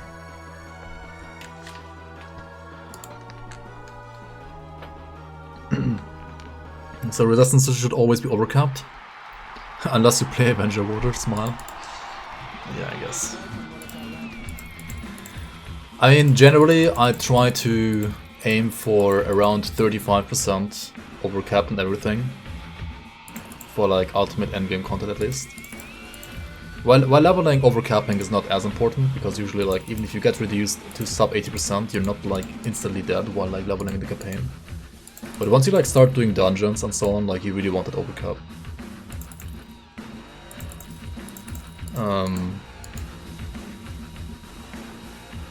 Yeah. And for elemental resistances, especially fire and lightning, you generally want even more than 35. For Aether, it's also good to have more than 35. But I would say other than that, like 35 is like the ideal percentage to get to. If you can't make it to 35, like for example I have 31% poison, that's still like fine, right? Because even if you get reduced below 80%, then okay, maybe you are reduced below 80%, but you're still at like 75 or something like that, right? Like it's not as bad as if you were getting reduced to like 50 or 60 or 40%, right? Oh yeah, also bleed, yeah, like bleed you don't need to overcap at all, in my opinion. Bleed is the only, like out of all of these, right, all of them have a flat damage, like a flat part that you can get hit by from enemies, right? Like even poison in this game has flat acid. Bleed is the only one that has no flat counterpart, right? Bleeding is only damage over time. So you can always react to it, right? You never get one shot by it. Which is why, yeah, even if you get like reduced like to sub 80% bleed, you can always react, right? You can always like, you know, like press blade barrier, press a cluster, use a pot, or even like pause the game and log out if you really want to do that, right?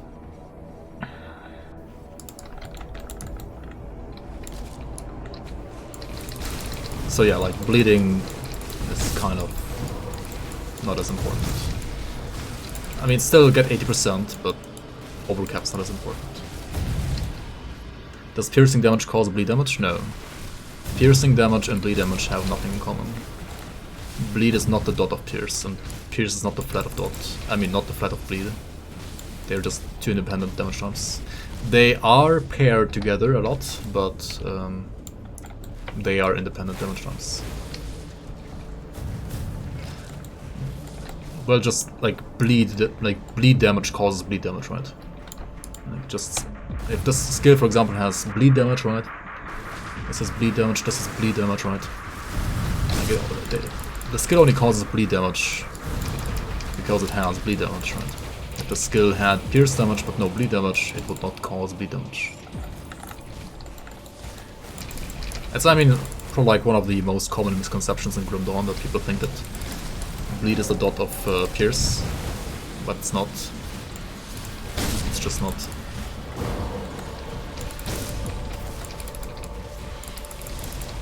It would make sense, like, thematically, for it to be the dot of pierce, but yeah, it's not.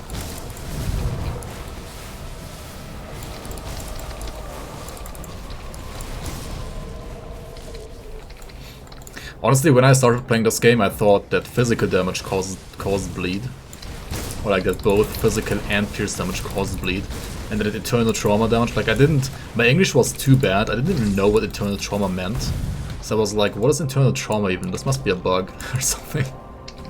Like I couldn't understand what it meant even.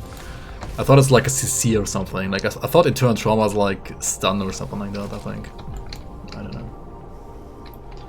But yeah, I mean, real life wise it would make sense, right? Like pierce damage causes bleed because like you pierce through the skin of the enemy, so like it causes bleed.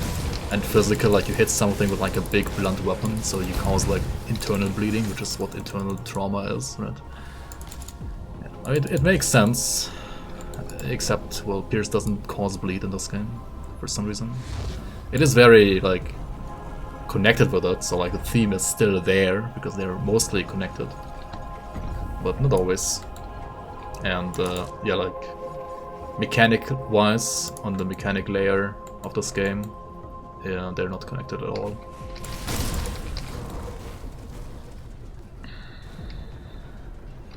Yeah, I mean, in this game, pierce damage is like code-wise, right? Damage calculation-wise, it's literally the same as like Aether or Chaos damage. Aether damage, Chaos damage, and Pierce damage, all three have no dot damage, right? They're just flat damage only. They have no dot, and they're just a damage type that's getting reduced by their correspondent resistance type. So Aether damage gets reduced by Aether damage, Aether resistance, Chaos damage by Chaos resistance, and Pierce damage by Pierce resistance, and none of them have any dodge, like any dodge or time component.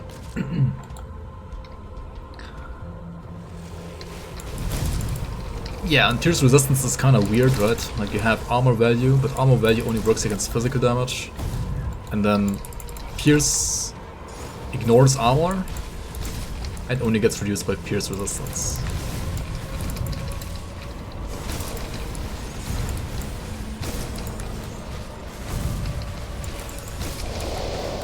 Which is a little weird, but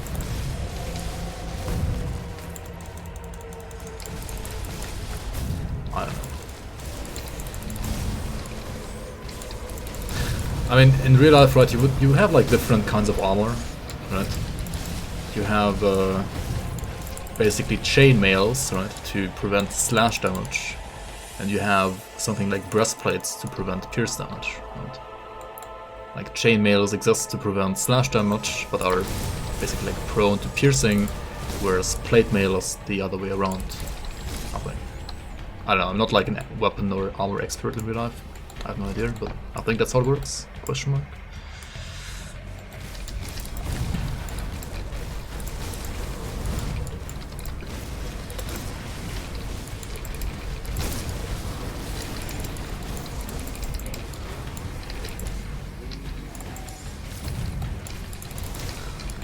No drops.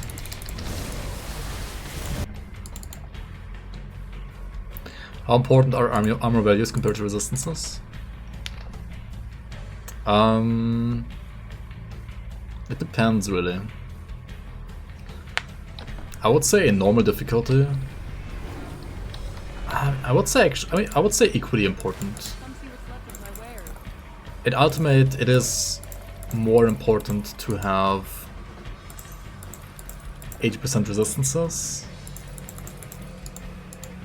than high armor.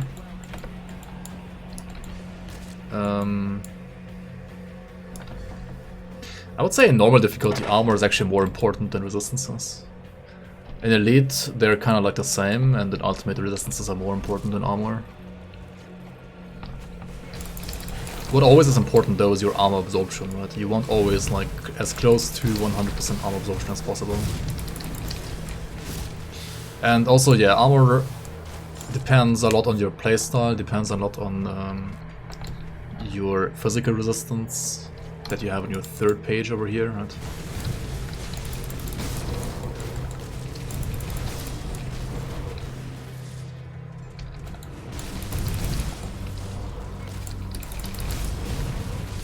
Okay, I mean, say you're, I don't know, like level 40, right? You just found a new chest piece that has like way more armor than your level 20 chest piece. But your level 20 chest piece is giving you like triple resistances, then obviously you would still keep the triple resistances, right? You kind of always want to upgrade your armor, but you also want to try to not lose too much resistances like while doing that, right? And ideally gain resistances as well because of the new item having more resistances as well.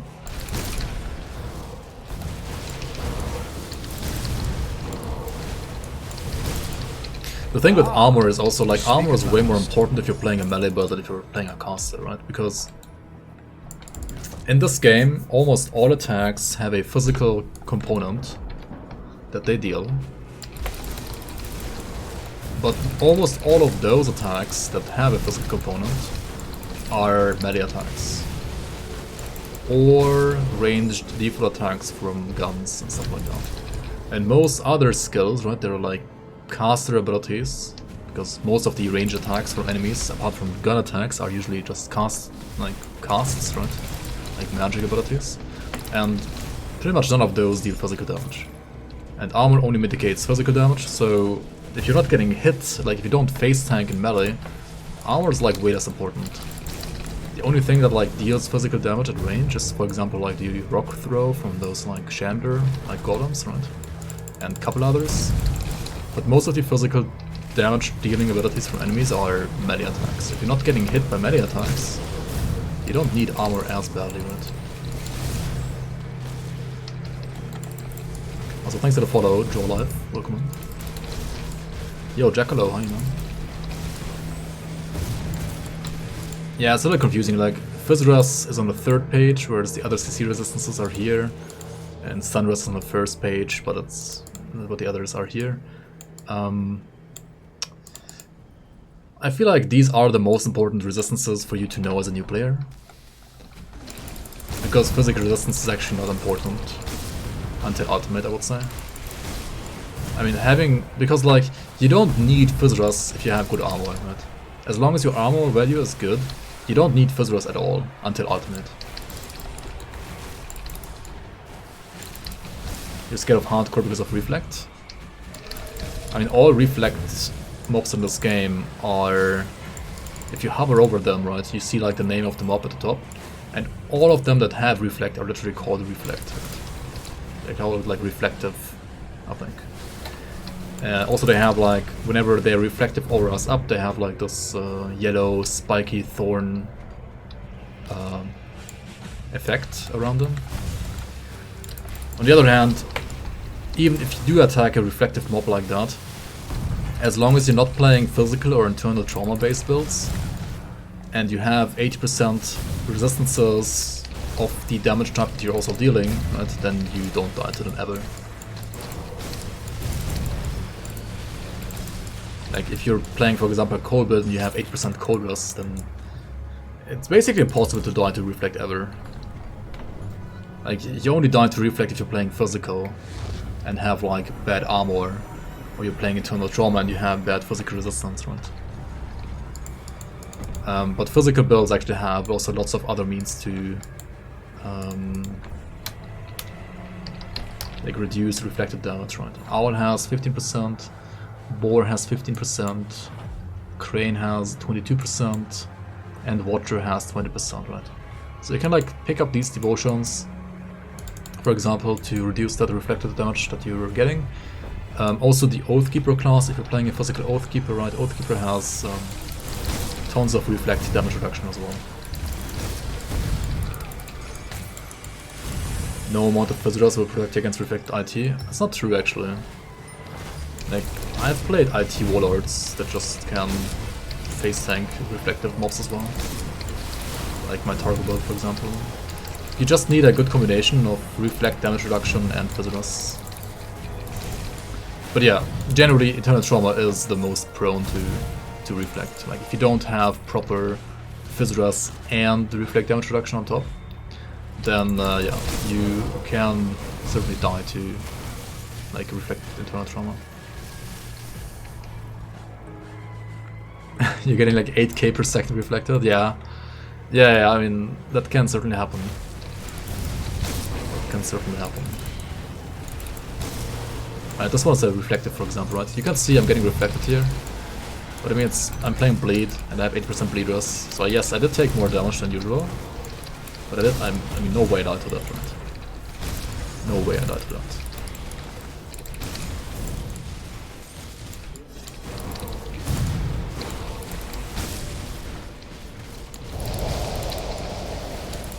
Oh yeah, also, yeah, you can also use absorption skills to absorb reflect, right? For example, Ascension has flat damage absorption, also another Oathkeeper skill, right?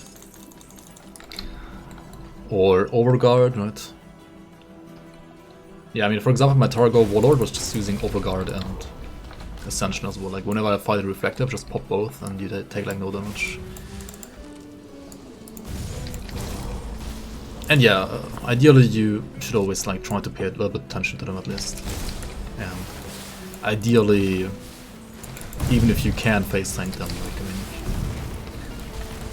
you don't have to face tank them, right? Like if you see that they're a reflective mob, like, just don't hit them. Right? That should be always your first reaction, like not hitting them.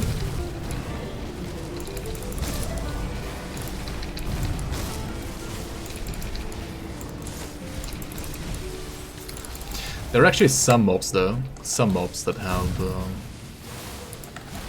was it reflect or was it retaliation?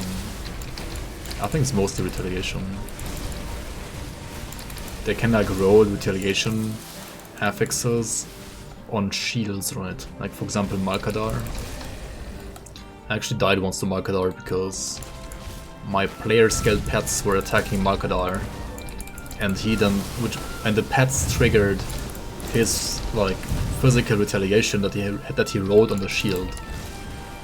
And since player scaled pets have no HP bar, the damage that they would take from like retaliation, well, they can't take it, so you as the character take it instead, right? So I basically died because my pets killed me. That was kind of interesting. Yeah.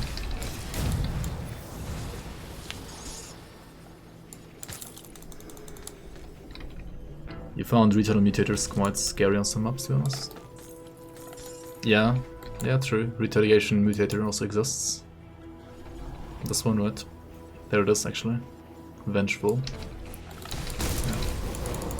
I mean, if you have this mutator and you're fighting, well, a mob that has retaliation, maybe as a base skill already, and then also a retaliation shield on top, which you like randomly equipped, that can be pretty scary, yeah.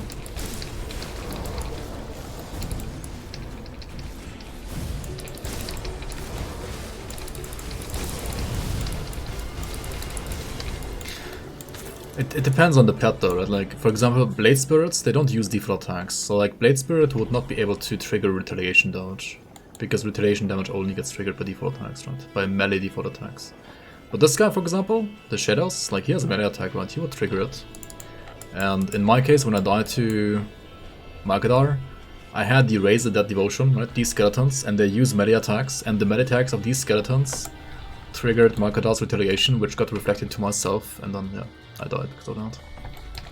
It was, yeah, quite the interaction.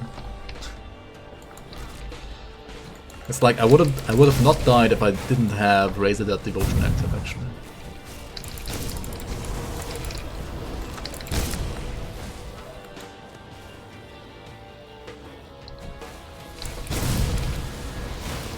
The Fiction Champion. Or if I use Pet Attack. I did use Pet Attack, but I didn't use it enough because I didn't understand what happened when I died. Or like before I died. Oh, there's the cat liaison.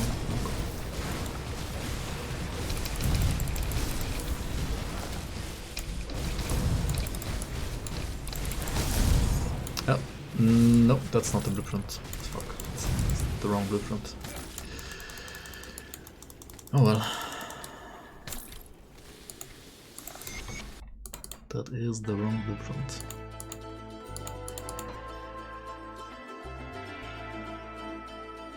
Yeah, Malkadar is the guy in Tomb of the Archon from the Vigil, yeah.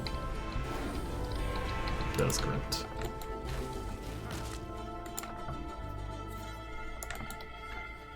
Retaliation mutator feels a bit annoying with Blade Arc. Yeah.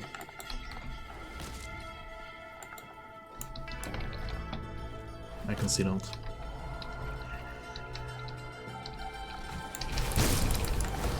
Because Blade Arc triggers it because it's a melee attack and you have insane AoE, so like you trigger the retaliation of all the mobs that you are hitting, right? Yeah, makes sense.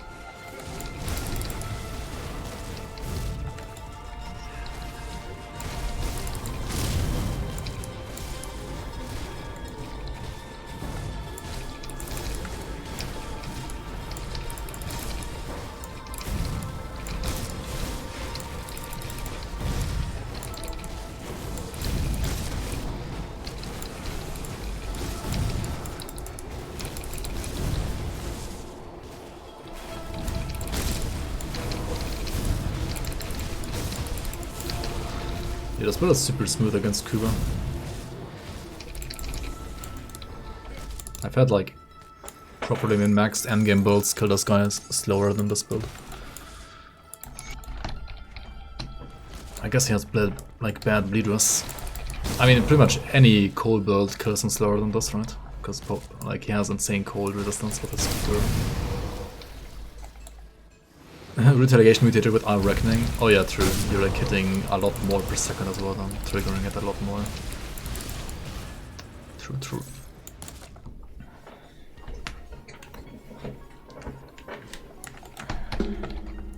A fast Kuba. I mean, for a scuffed build, it's a very fast Kuba, yeah. For like a basically beginner build from scratch Kuba. Yeah.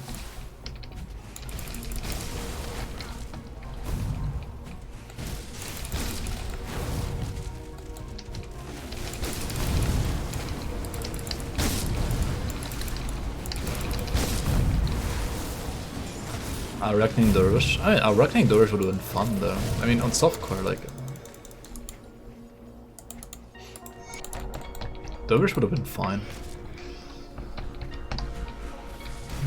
I mean, he's playing Reaper now, right? Reaper isn't really isn't really safer than Dervish. It's like the same squishy class.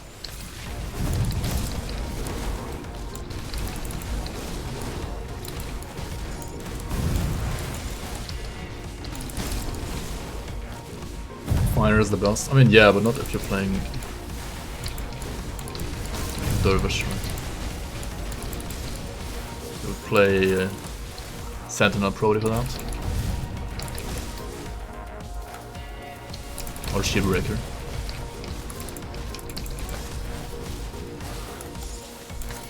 Or Paladin actually works as well.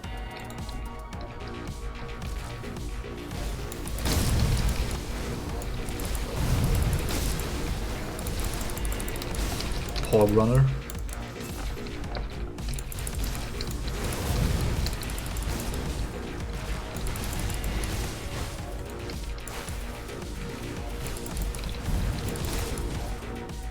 Yeah, Force Wave Warlord is also like super beginner friendly, of course.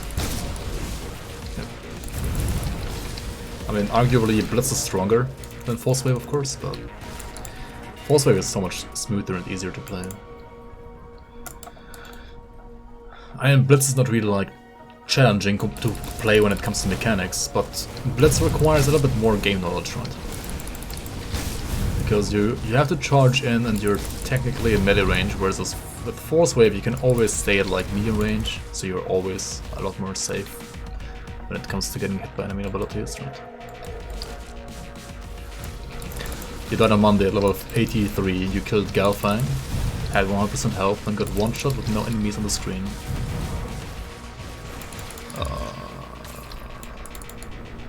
What? Did you get hit by some of his meteors? That he was like continuing to spawn after he died? Maybe? I must have been that, right?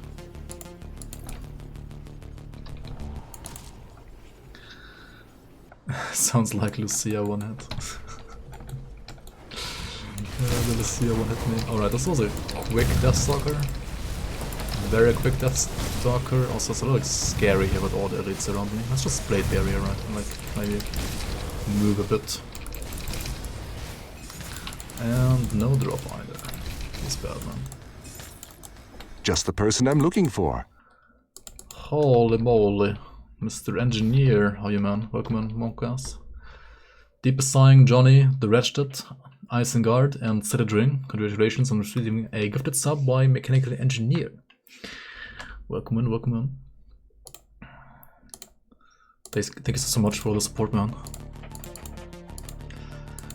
Good to see you, by the way. How are you doing?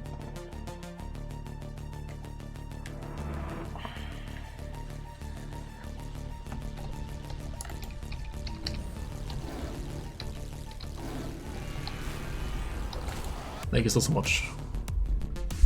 Friend of yours started with Force Wave something something, blasted everybody in the ass, then tried a Sounder or something in range and just kept dying and dying looking for a Force Wave style AoE.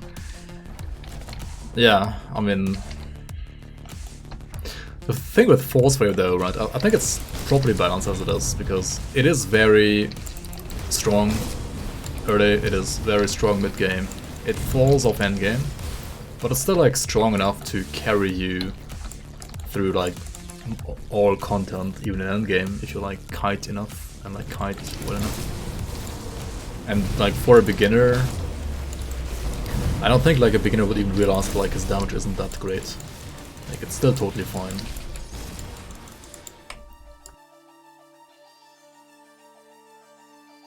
Yeah, single target is very meh, for sure. Not necessarily while leveling, but like in endgame, it's very meh, right? But I mean, as I said, right, you can just kite everything forever, and you are still a soldier, which is like a very tanky class. Two-handed soldier as well, so you can always use them here as well, right? So you always have like this cheat death ability, basically.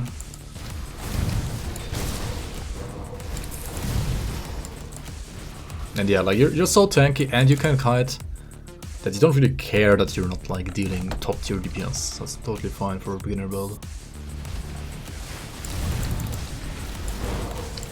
Like very fine. This was another reflector, by the way, right there. Took like no damage. Yeah, Death Knight Force Wave is great as well, for example. Like Death Knight Force Wave is great, Warlord Force Wave is great.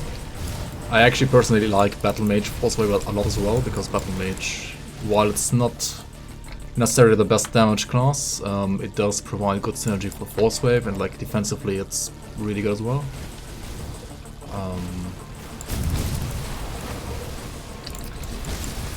And yeah, there's also Witchblade of course, which is also like a solid class. I would say a little bit weaker than Necromancer though, like weaker than Death Knight. Also Witchblade you rather want to play attack speed focused, because Witchblade gives you more attack speed than Death Knight, right? So you rather want to play Blade Arc or Cadence.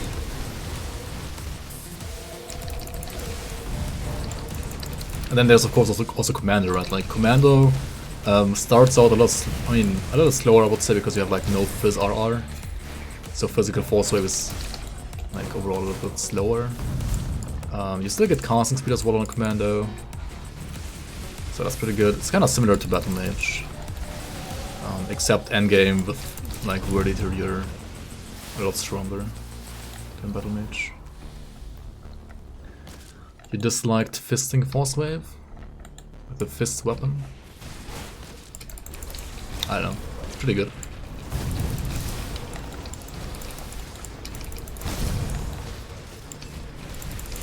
Force Wave is great for all walking. Yeah, it can get pretty boring pretty fast as well.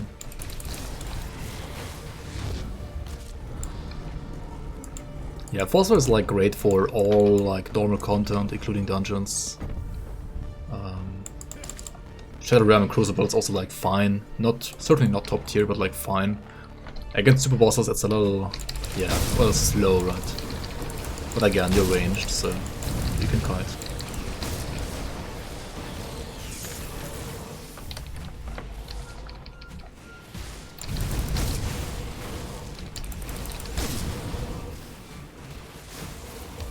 Yo, Denga, welcome. ZTPS? Who? Does? I mean, for beginner SSF, it's okay, I guess. It's not that bad, come on. Actually, I'm gonna skip those, like I just want to look for the kit they did. Just give me the blueprint, Kitty. Where are you? Where are you hiding? Where are you hiding?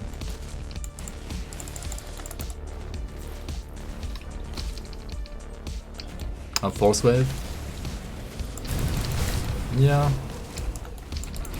I mean, Metagan, for example, killed Kala on Force Wave Battle Mage, right? It certainly wasn't the quickest kill, but he did it, right? Even on Battle Mage.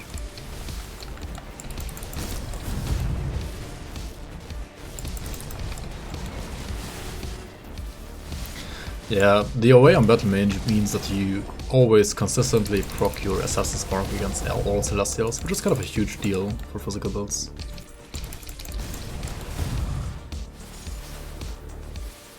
Yeah, Stonefist Rebuke is one of the most common items in the game. Even though it's a purple item, I don't know, it's basically as rare as a blue item. Or as common as a blue item. I'm gonna skip the snake boss as well, because honestly, we don't care about this item yet. I'd rather kill Kuba and like, just get to the kitty quicker, right?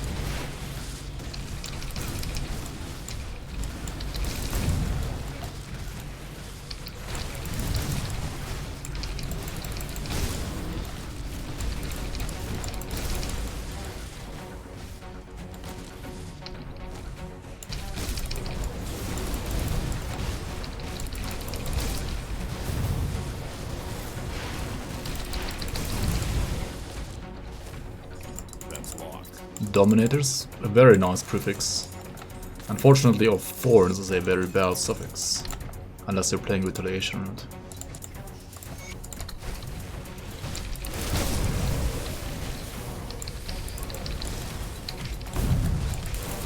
Why does Kuba drop pants though? Yeah, no idea. I mean, it does so because all of the expansion, like first expansion, Nemesis drop pants, but yeah, like it doesn't really make any sense, right?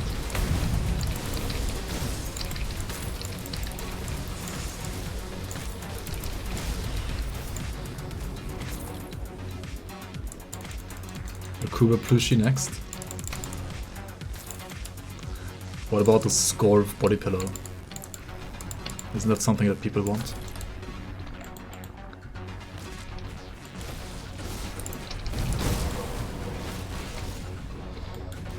Okay, there's no kitty here, is there? No, that's yeah. He's mad, Batman. Maybe you do.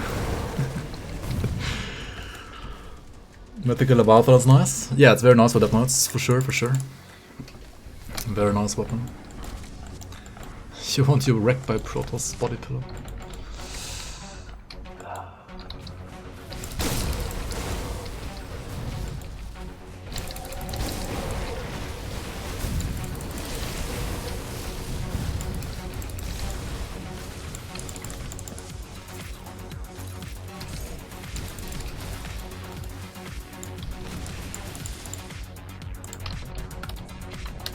Fuck. Imagine being able to emote. There we go.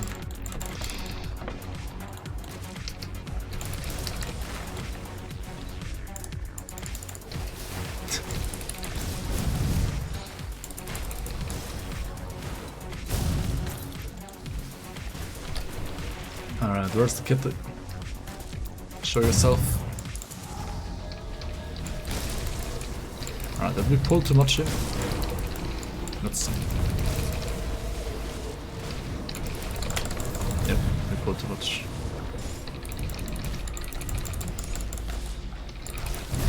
Or rather, I was like shadow striking into death there almost. That was rather the problem, not that I was actually pulling too much. Just played like a Pepega.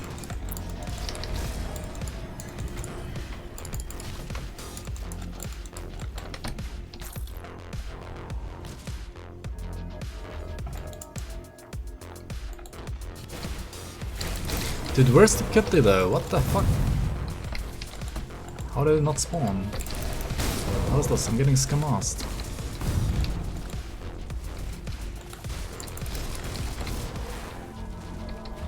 You heard her?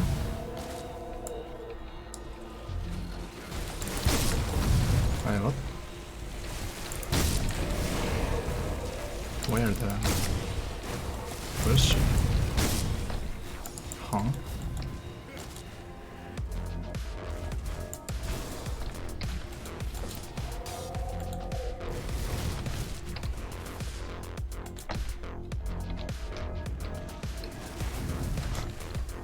Meow. Meow. Kitty. Meow.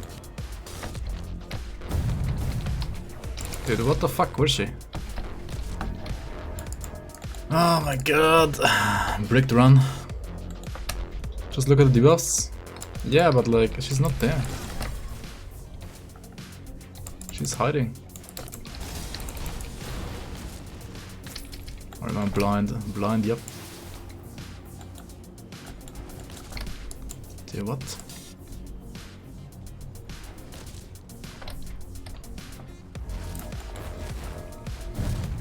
Are you baiting me? Was this her with that manticore eye?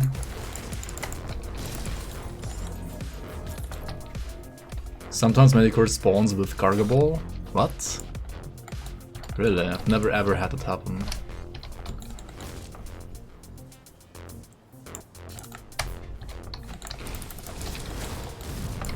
Dude, I don't get it.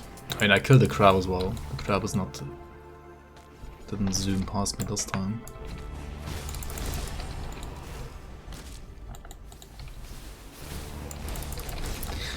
Dude, oh well, bricked run. No kitty. Bricked run, maybe a third corruption of Gargaball though. You never know, right? You never know. Does she have a patrol? No, she's not like the others. I don't think so. No, she has like fixed spawns and just like spawns there randomly. Like in one of those spawns.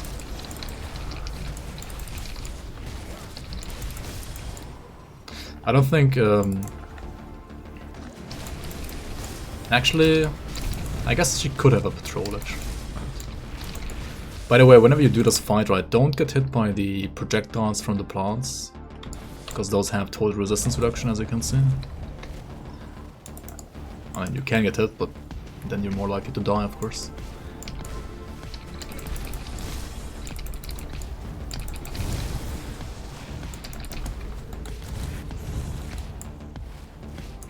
This console has another 30%.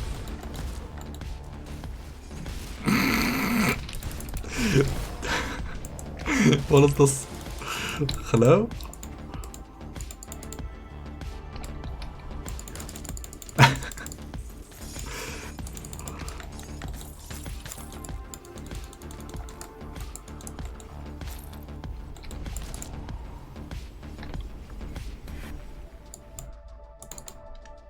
What the fuck? 3 corruptions of Gargaball. I got 3 corruptions of Gargaball on 3 runs. Dude, what is the drop chance? Isn't that like 2% or something? No, it's not 2%, maybe like 5%. Dude, what the fuck is what is the chance of that even, right? This is the most efficient Gargaball farm I've ever done, right? Because I knew, obviously, that every time I reset, he's not gonna drop it anyway, right? I totally knew that.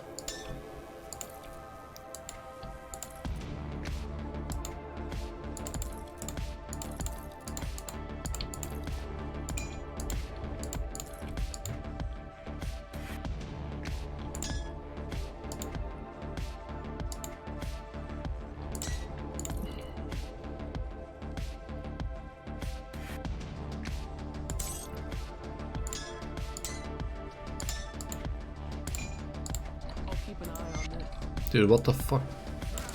I'll give you a good price on what I've got left. Like, people have been joking about me, like, for example, getting Soul Rend and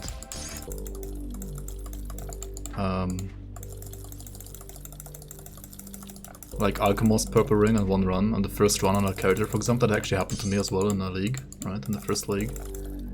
But like, this is, I think, even more crazy, honestly. Like, 3 Gargaballs back to back. 3 corruptions of Gargaball back to back. See you around. That's like absolutely crazy.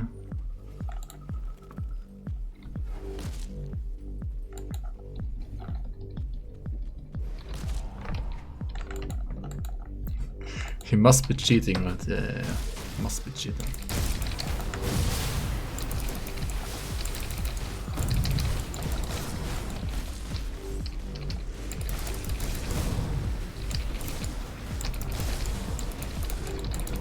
Dude, what the fuck?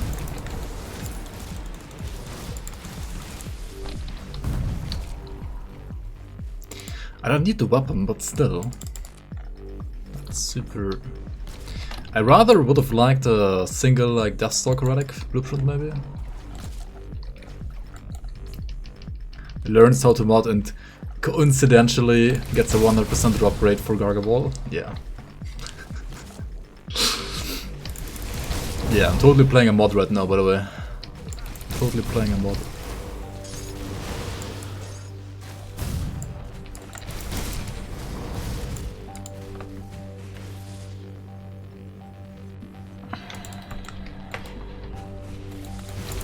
So around a 1 in 11,000 chance to get 3 Gargoballs rings back to back. Yeah, that sounds about right. Just hit a 1 in 11,000. And it's still way more likely than like winning the lottery, right? It's not even close to winning the lottery levels.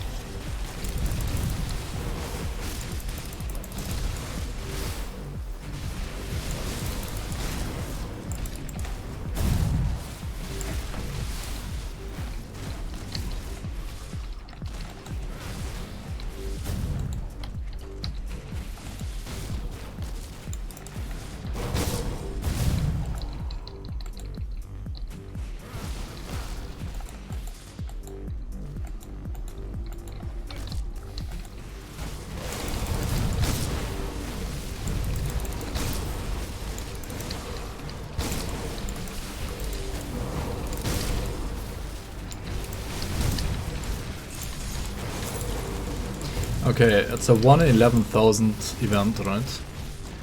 How many minutes do you need to run to Gargaball? Like 10? No, more like 5, right? 5 minutes maybe? Not 10 minutes, maybe like 5 minutes? 10 minutes?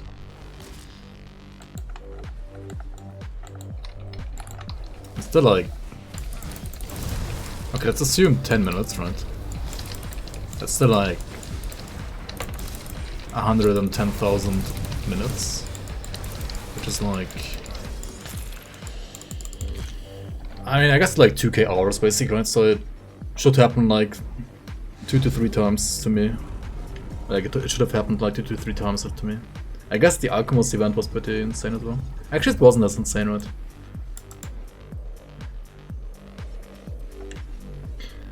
Yeah, 2k hours of only Gargoyle runs, exactly. Assuming every run is 10 minutes. I think it's shorter than 10 minutes though.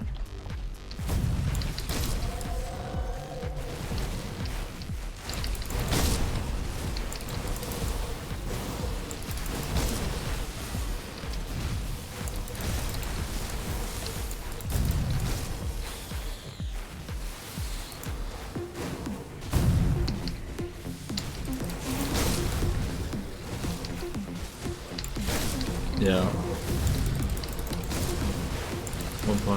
1.5k hours maybe. But yeah, still like it's 1.5k hours of only running this dungeon and nothing else basically.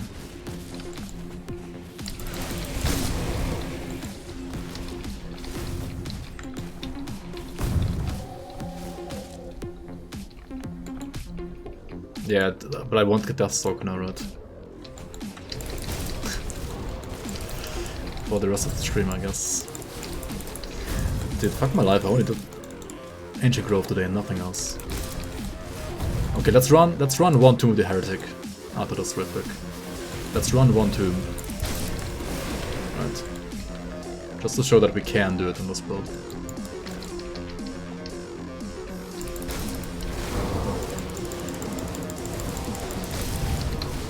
And maybe also just like do low core right, without any upgrades.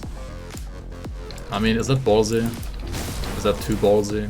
I have 2.5. That's what procs, right? I have like 2k armor right, without procs, 2.5k with procs. 31 Fizzras. Is that enough against Loka?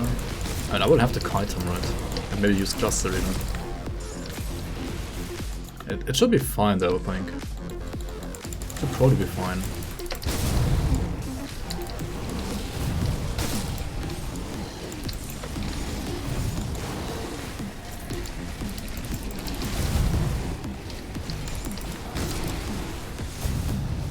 The thing is, Fumble doesn't work against Lokar. So my Ring of Steel is like way worse defensively. Because you cannot fumble his projectiles, can you? Or actually can? No, it would be impaired aim, right? With projectiles? I think? Not sure. Glyph of Disorder. Alright, that's actually a good movement ability at least. That is a very nice movement augment.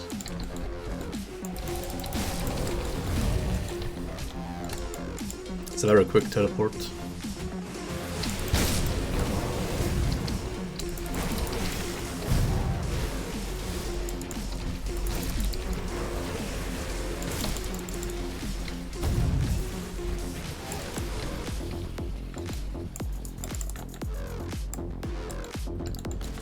Give me that bloom.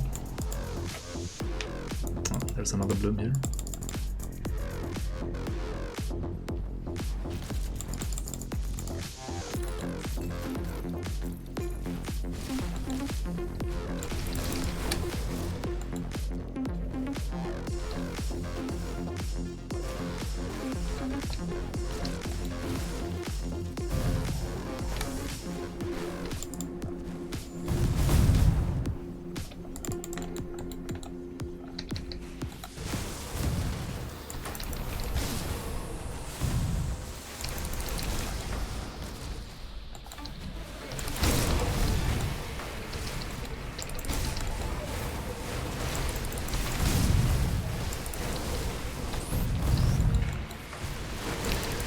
Where is the kitty? Where is the kitty? Dude, it doesn't even spawn anymore, or what?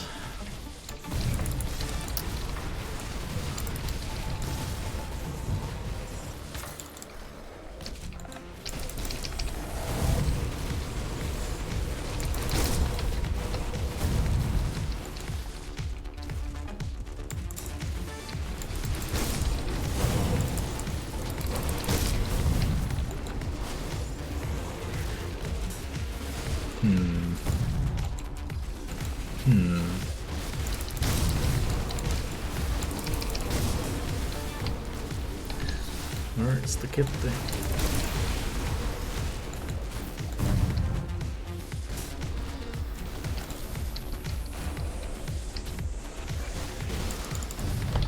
Dude, what the hell? Did I fucking miss it again? How? Huh?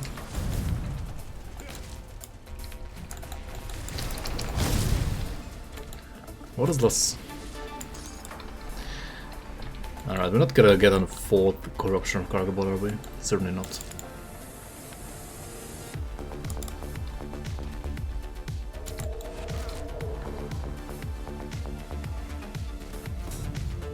Just 25 50-50s in a row.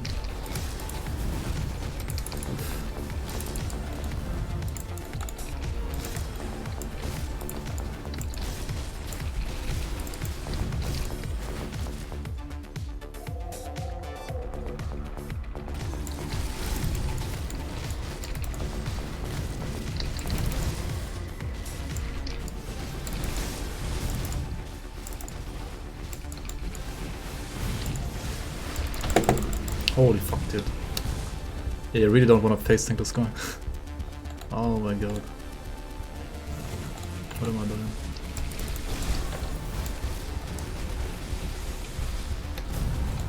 Holy shit, dude. Why is he so mad? What's wrong with him? Why is he doing so much damage now?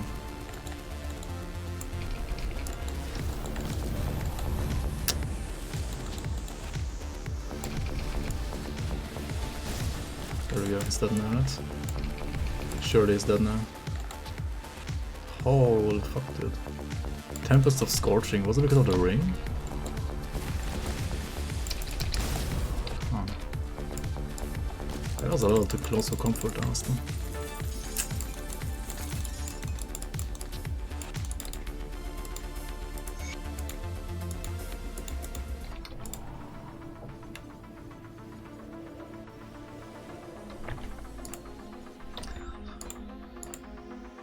Okay,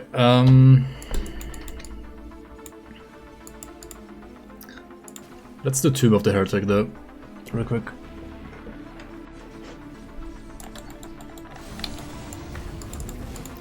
We didn't get Deathstalker Blueprint, but we should still be able to defeat Morgana, right? Even without the kitty. Surely, right? Surely.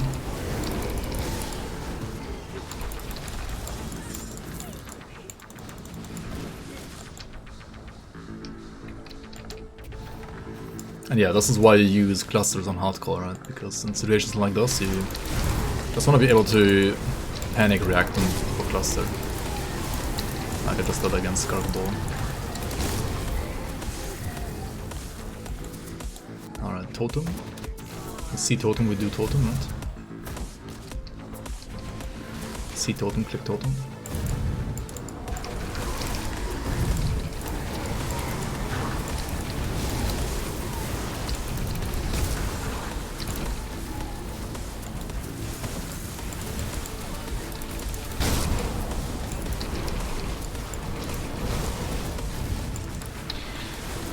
And then yeah, I'm starting to feel that I have like a little low armor maybe as well. But I'm still like running around with like 70 pounds, right? Didn't I get better Kuba pounds? I think I did, right? Maybe. I should check them out in stash. Crate ready, yep. I don't know, maybe.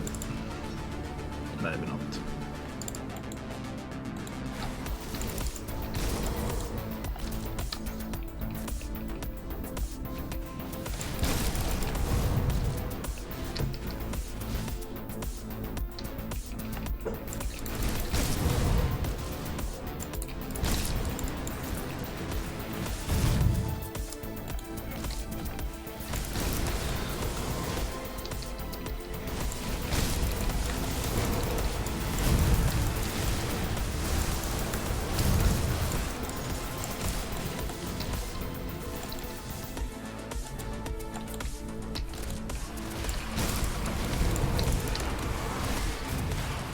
Yes, it does. It does stack.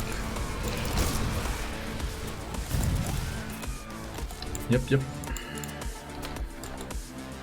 The reduction type that Thermite Mine has stacks with everything. Even other skills of the same type.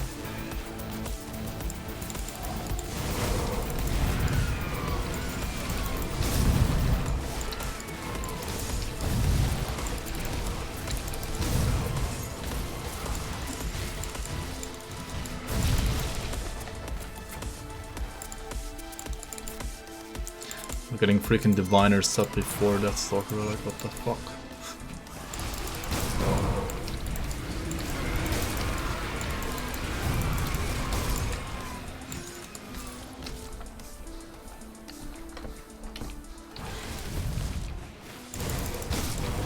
I mean, yeah, already now, you just need to kill Lokar and like get the Lokar set, but other than that, this character is certainly like strong enough to just farm totems and like farm up gear for, well, either the character itself or like for another good character, right? You just farm for a bit, like do all the content, like all the main campaign content, and then like see whatever what blueprints you got, and then maybe make a new build with like a set for which you got the blueprint, for example. It's basically like all these beginner builds are meant to do in the first place. Right?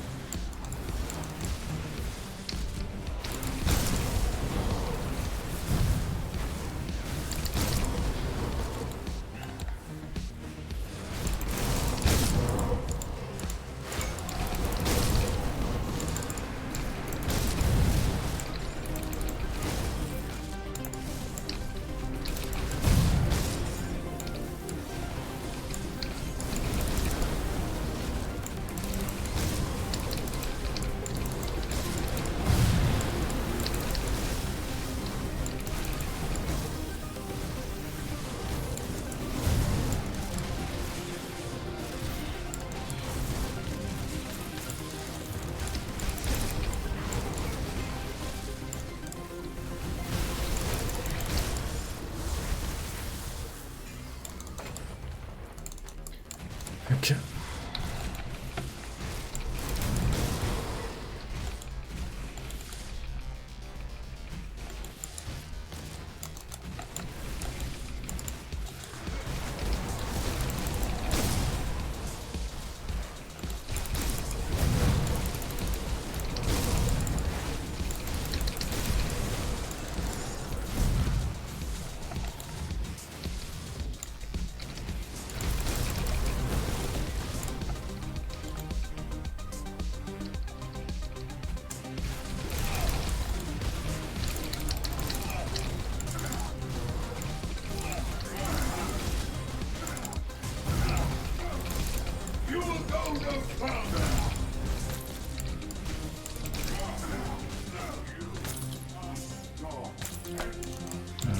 Let's actually go back first.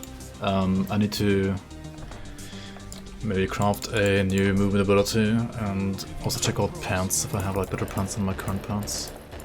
Because my current pants are kind of poop in a way, right? Are they not? They're not poopy pants, but they are pretty poop. They are pretty bad.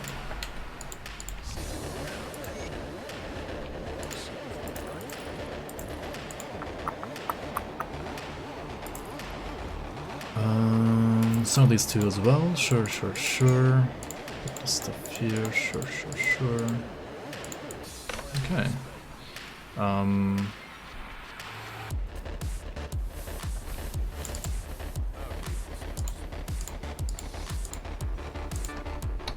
Do we get any bleed pants? No, right? No. Did I save any Kuba pants or were they all banned? I guess they were all banned then. Aether, Elemental, I would lose Chaos.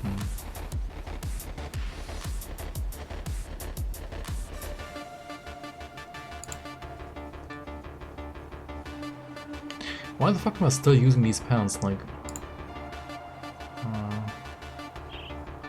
wait, how did I get these 3 times and like I didn't really get any other pants from it? What the fuck? That is so bullshit. Maybe I actually got like mythical leg plates are better at some point that I didn't pay attention. That might be actually very well be the case. Oh well. Oh well.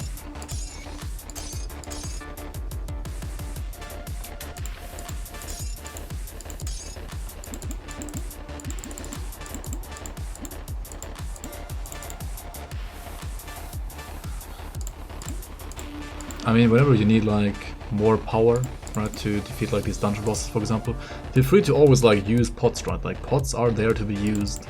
You don't have to like, you don't have to like hoard them like I do. You should use them more often, like more fully, especially in hardcore. Like please use them. Also like please bank your iron bots, right?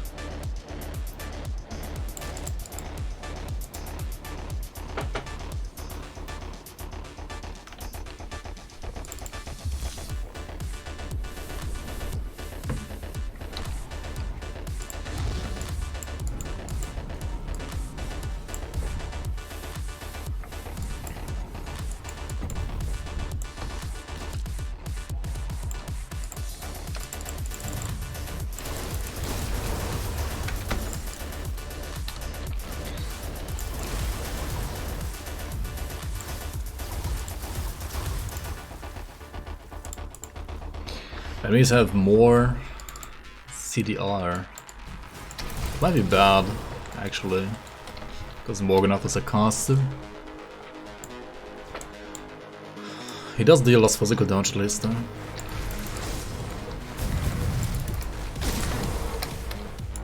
So that's good, I guess.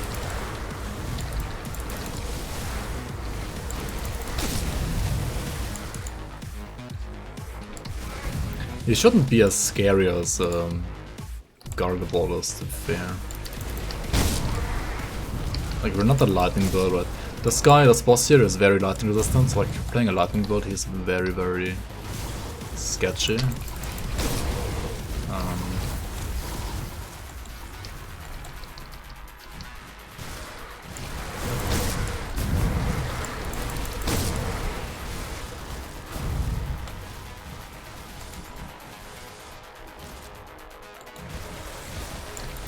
Yeah, that's true though. He's gonna do those projectiles that have damage reduction more often. That can be very annoying. Alright. Orisia and Shuro. So what's this guy in here? What the fuck? Good, you're back. Yo, each one teach one. Rec B5 Blumen erreicht. Thanks for the prime, man. Welcome back, welcome back. 2 years already. 2 entire years. Thank you so much for the support. Alright, they're doing their RR, right? Let's not get hit by that.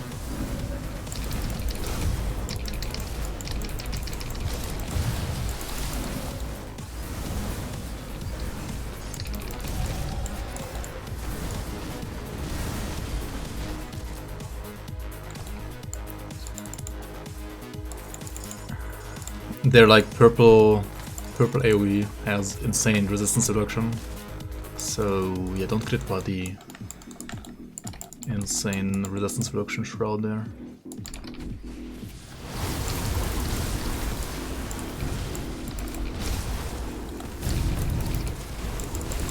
Holy fuck, the claps. The watcher claps hurt a lot. It's not good. Low armor indeed. I mean, it's not that low armor, honestly. It is okay armor.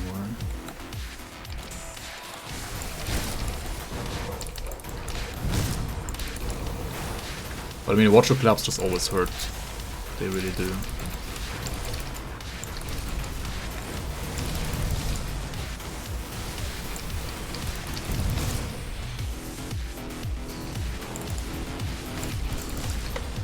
These guys also can hurt a lot, right? These tentacle guys, so just gonna kite them a bit here. Build done. Not really, I tried like farming Deathstalker Relic the entire day basically today. I didn't get it yet. We're just like doing this dungeon on top, because I need to do at least something that I haven't done before.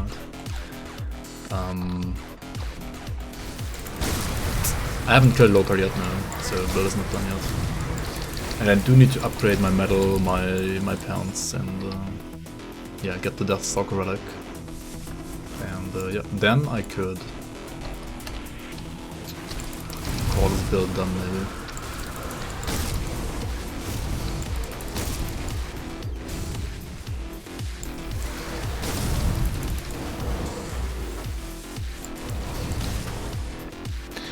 Ideally you want Reaper's pants,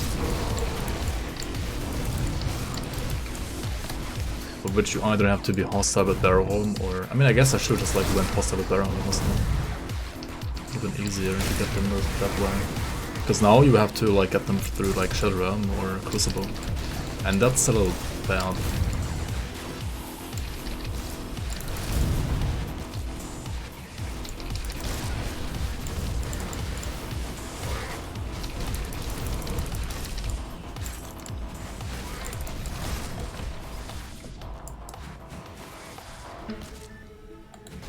Wait, where am I going? There's a chest event over here, right?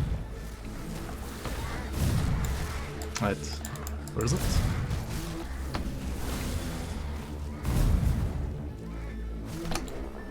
Yo, where am I going? Dude, I haven't done this dungeon in a long time. Yeah, it is up here, right? Yeah, it's up the stairs here and then up here. What the fuck?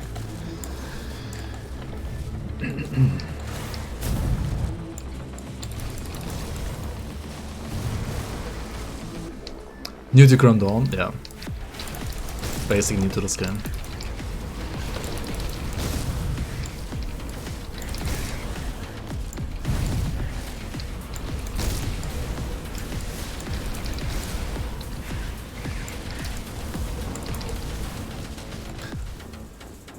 You could recommend the GRIMTOOLS map. Thanks.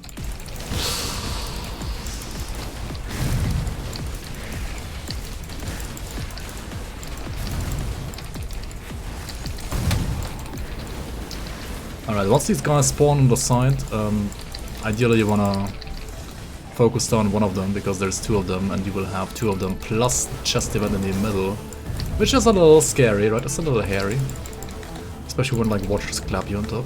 It gets certainly a little scary. But yeah, I mean, just kite around, right? Just kite around. You are a bleeding build. Don't stand still. Just kite.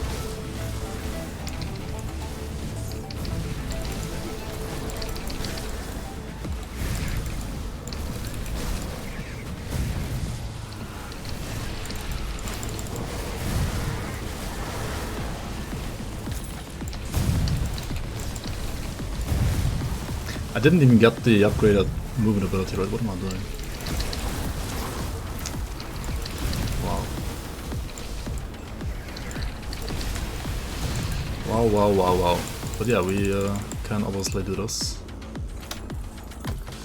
We got tons of blueprints again. Face Scar of Perdition.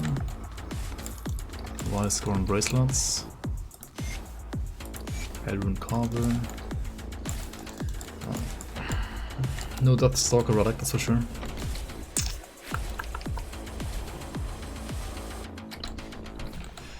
No Death Stalker Relic. I mean, you can't get it here anyway.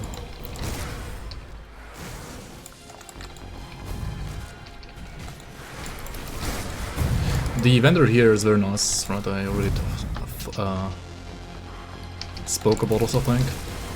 You can vendor farm the shield here that I'm using, and you can also, well, use the vendor to buy rare mats, right? Like, for example, a Blood of Cthulhu.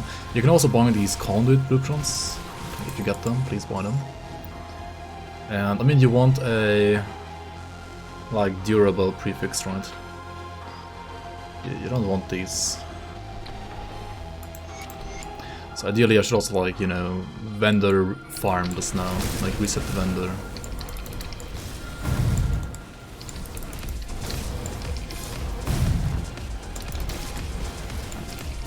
Watcher clap.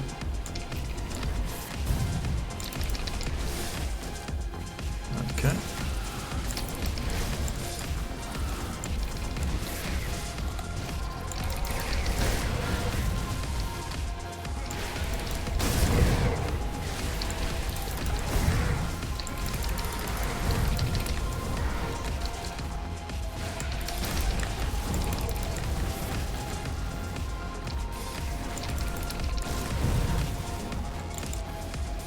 Okay, and here's the boss, right? Moving up. He has projectiles that the conduit in the middle, as well as he himself, can shoot, and those reduce your damage by, I think, roughly around 40%. So at least when you enter the dungeon, don't get hit by them, right? And when you face tank him, you kind of like cannot not get hit by them, but you can still try, maybe. Alright, let's go in here.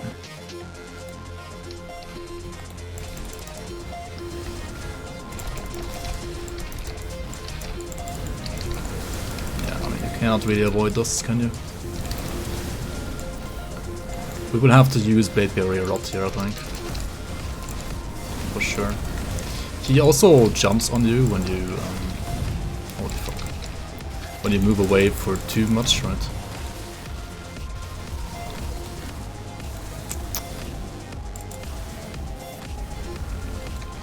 You gotta kite a bit, I guess. He's almost down, but let's not food ourselves here. He's still pretty scary. Make sure to, whenever you are melee, like always hit that Ring of Steel on him, right? Don't forget, your healing is pretty bad, right? Your healing is pretty bad on this build, so you only heal with Phantasmal Blades, Druid, Dryad, Devotion. And he also like keeps on spawning more and more of these ghosts. I mean, considering my current gear, this is a fine kill. It's certainly not a smooth kill, I would say. This fight can be easier, a lot easier once you have better gear. And hopefully next episode we're gonna get that Deathstalker Relic, and then try this boss again, as well as the Lokar super boss which you will need to fight to get the local set on it. I think that's what we're gonna do next episode here, right? Because I'm gonna be done for the day here.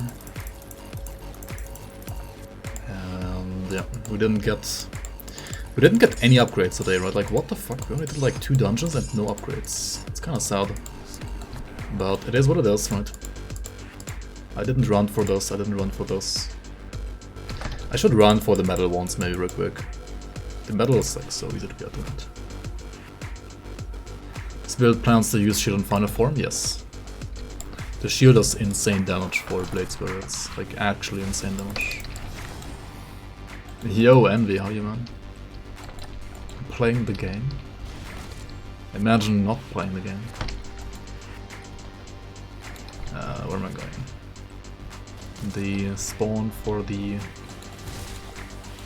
Yeah, spawn number 1 was here, right? Spawn number 2... like over here.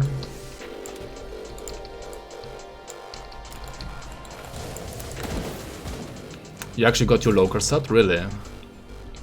You actually finally got Loker set and you didn't even stream it. Wow. Feels bad, man. We weren't able to share this moment with you. I mean, feels good, man, for you, of course. Congrats, congrats. Wait, what did you play actually? Which build? Did you play like a Vidcaster again?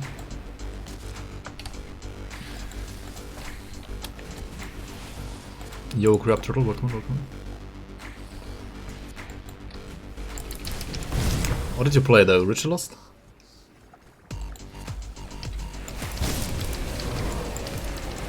Never knew there was graphical user interface for GRIMTOOLS, the browser game. Yeah, if you want like a GRIMTOOLS visualization, then you launch this game called Grim Dawn. I don't know, it's kinda... yeah, it like simulates what you do in GRIMTOOLS basically.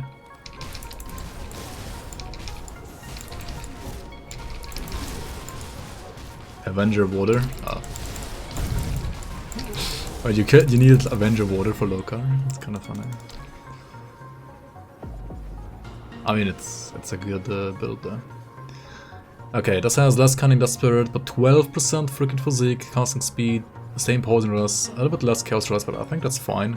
And skill disruption protection, which is actually pretty good, right? We have 0 of that right now. That is pretty good. And we can also get rid of this ward stone, right? Like, why the fuck am I still using a ward stone? Hello? Yeah, this can just go in the trash as it is, I think. And we play... what do we play here instead now?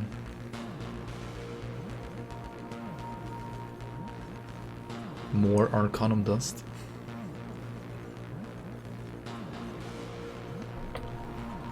%12 physique is pretty insane. What did I put on this? I could put the Aether resistance thing, right? Maybe you should check out the... if I have a Tainted Heart. If I have a Tainted Heart, I should probably like make a Tainted Heart here. Maybe. I do have a Tainted Heart. Yeah, let's make a Tainted Heart. It's also a Rotten Heart. I don't have a Rotten Heart. I do not have a Rotten Heart. Rotten Heart, Grim, Yawn, I mean Dawn.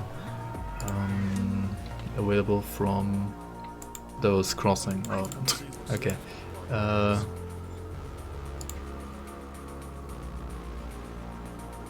did I not find us? Oh, and I have it now, okay.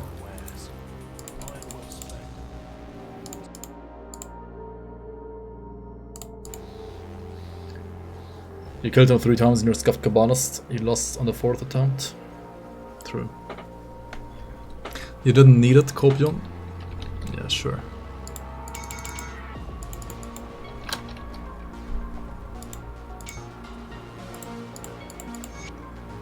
Okay, this order. Craft this order, right? Flip this order. This is gonna be our new movement ability here, right? It is a instant teleport, way smoother than the charge we had earlier in my opinion. Very nice, very nice. And like less cooldown and more range than the like default teleport you get at the start of the game. So pretty nice, pretty nice. I do need to switch out some Pierce Aether to Aether Chaos now, right? Yeah. Like 2 of them. Let's do that. I'll give you a good price on what I've got left. So 1 here and 1 here, for example. Okay, so we have an okay upgraded list over here. It's not amazing, but it's okay. We do need an upgrade here.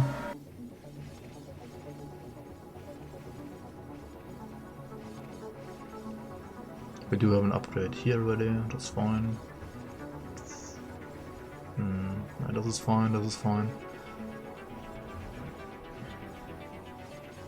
I mean, the shield could be better, for sure. We need to farm the shield in the dungeon next time.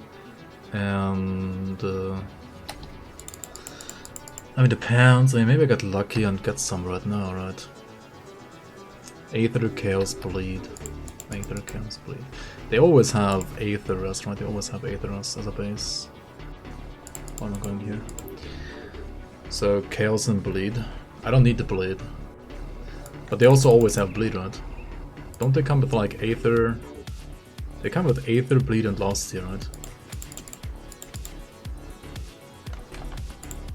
What does Dreeg give me, like the Dreeg Pants? Dreeg Pants is Wit, Stun, and OA, right? How do I have my stun rest fixed right now? It's of the Cabal suffix on the belt, okay. I mean, maybe I should actually run Dreeg for the OA. And then lose Aether.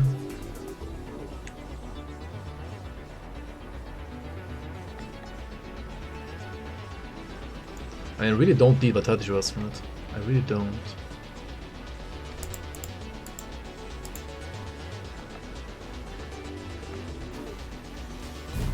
Anasteria. What does Anasteria do? Plus 3 Shadow Dance, DA, and Chaos runs. Maybe I should do Anasteria instead. I mean, ideally you just want to do Reaper, right?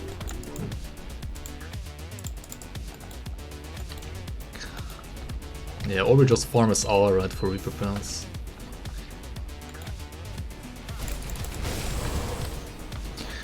The thing is, I would have to start an SR1, right? You would have to grind SR from level 1. I don't have any waystones on this character, of course.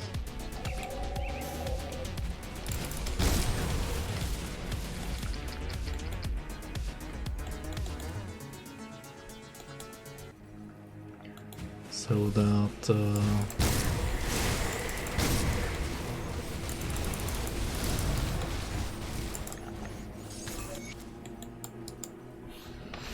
will take a while for sure, right? Will take a while.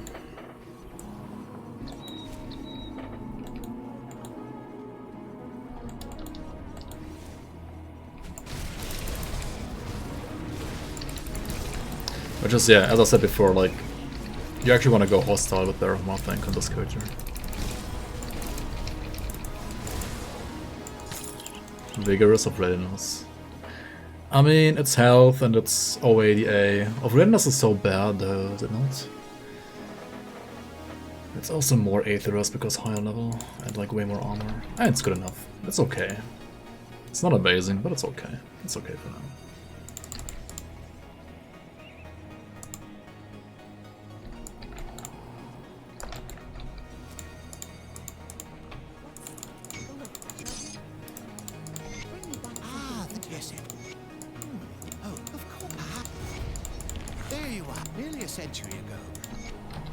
Apparently I never did this quest. Interesting.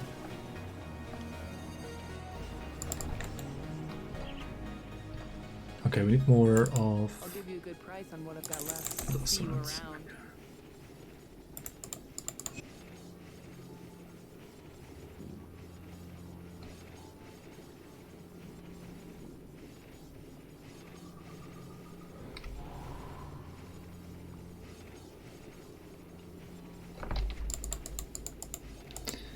No, we just need Poison chaos, right? Not Pierce chaos. Safe storage, no question.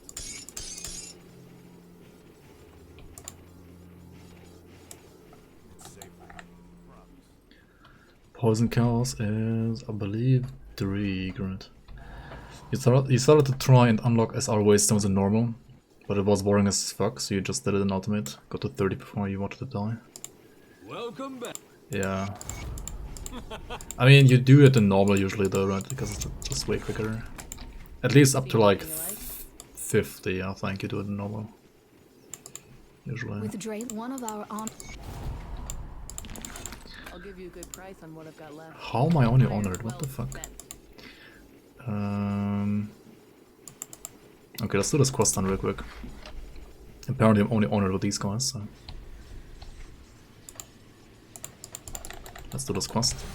This quest is located in the Tomb of Nephos, I think it's called. Which is down here. In the Valley of the Chosen.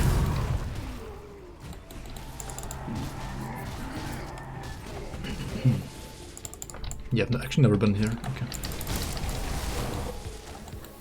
There were more arcanes than normal. Really now.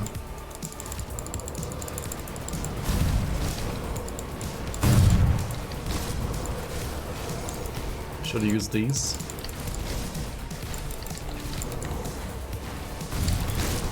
I need Wendigo empowered. I mean, yeah, since I am sided with Barrel Home, right, I could use those, I guess.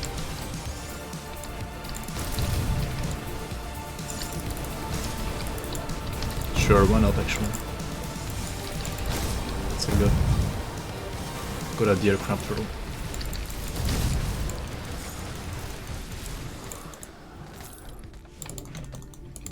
Oh, dynamite chest, Pog. You should always blow these up because they have a very nice chance to give you blueprints as well. This one didn't, but in general they have a very high chance for blueprints. Which is what you want.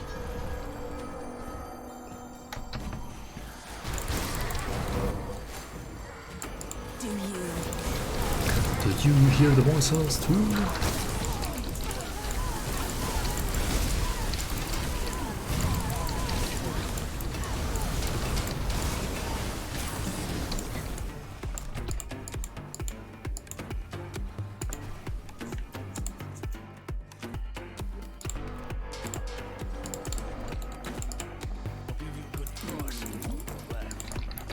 Dude, my stomach. I'm getting super hungry, what the fuck? Alright, let's get these augments, right? From Drieg, the poison chaos ones.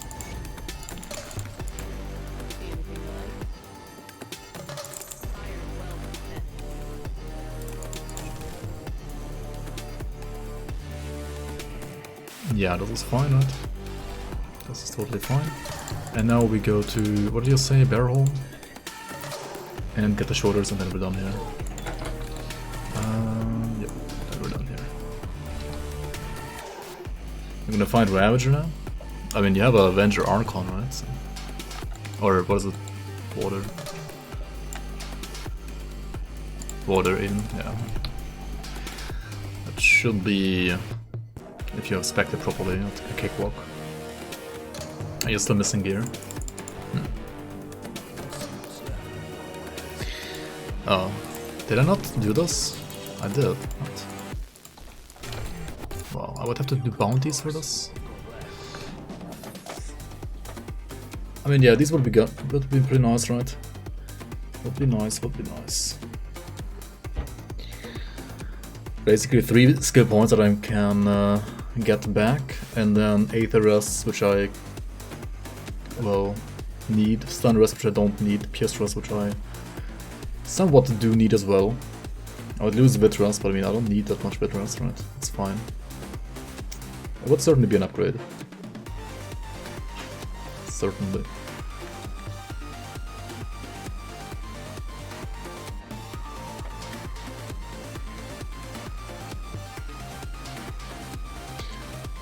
I mean, I could do Bastion of Chaos, right? you get a reputation by killing Chthonians, so we could do Bastion of Chaos to farm the other like Lagoth Arc medal. Right, because that way you get Circle of Slaughter on the shoulders, but you can switch to metal then for Lagoth Arc.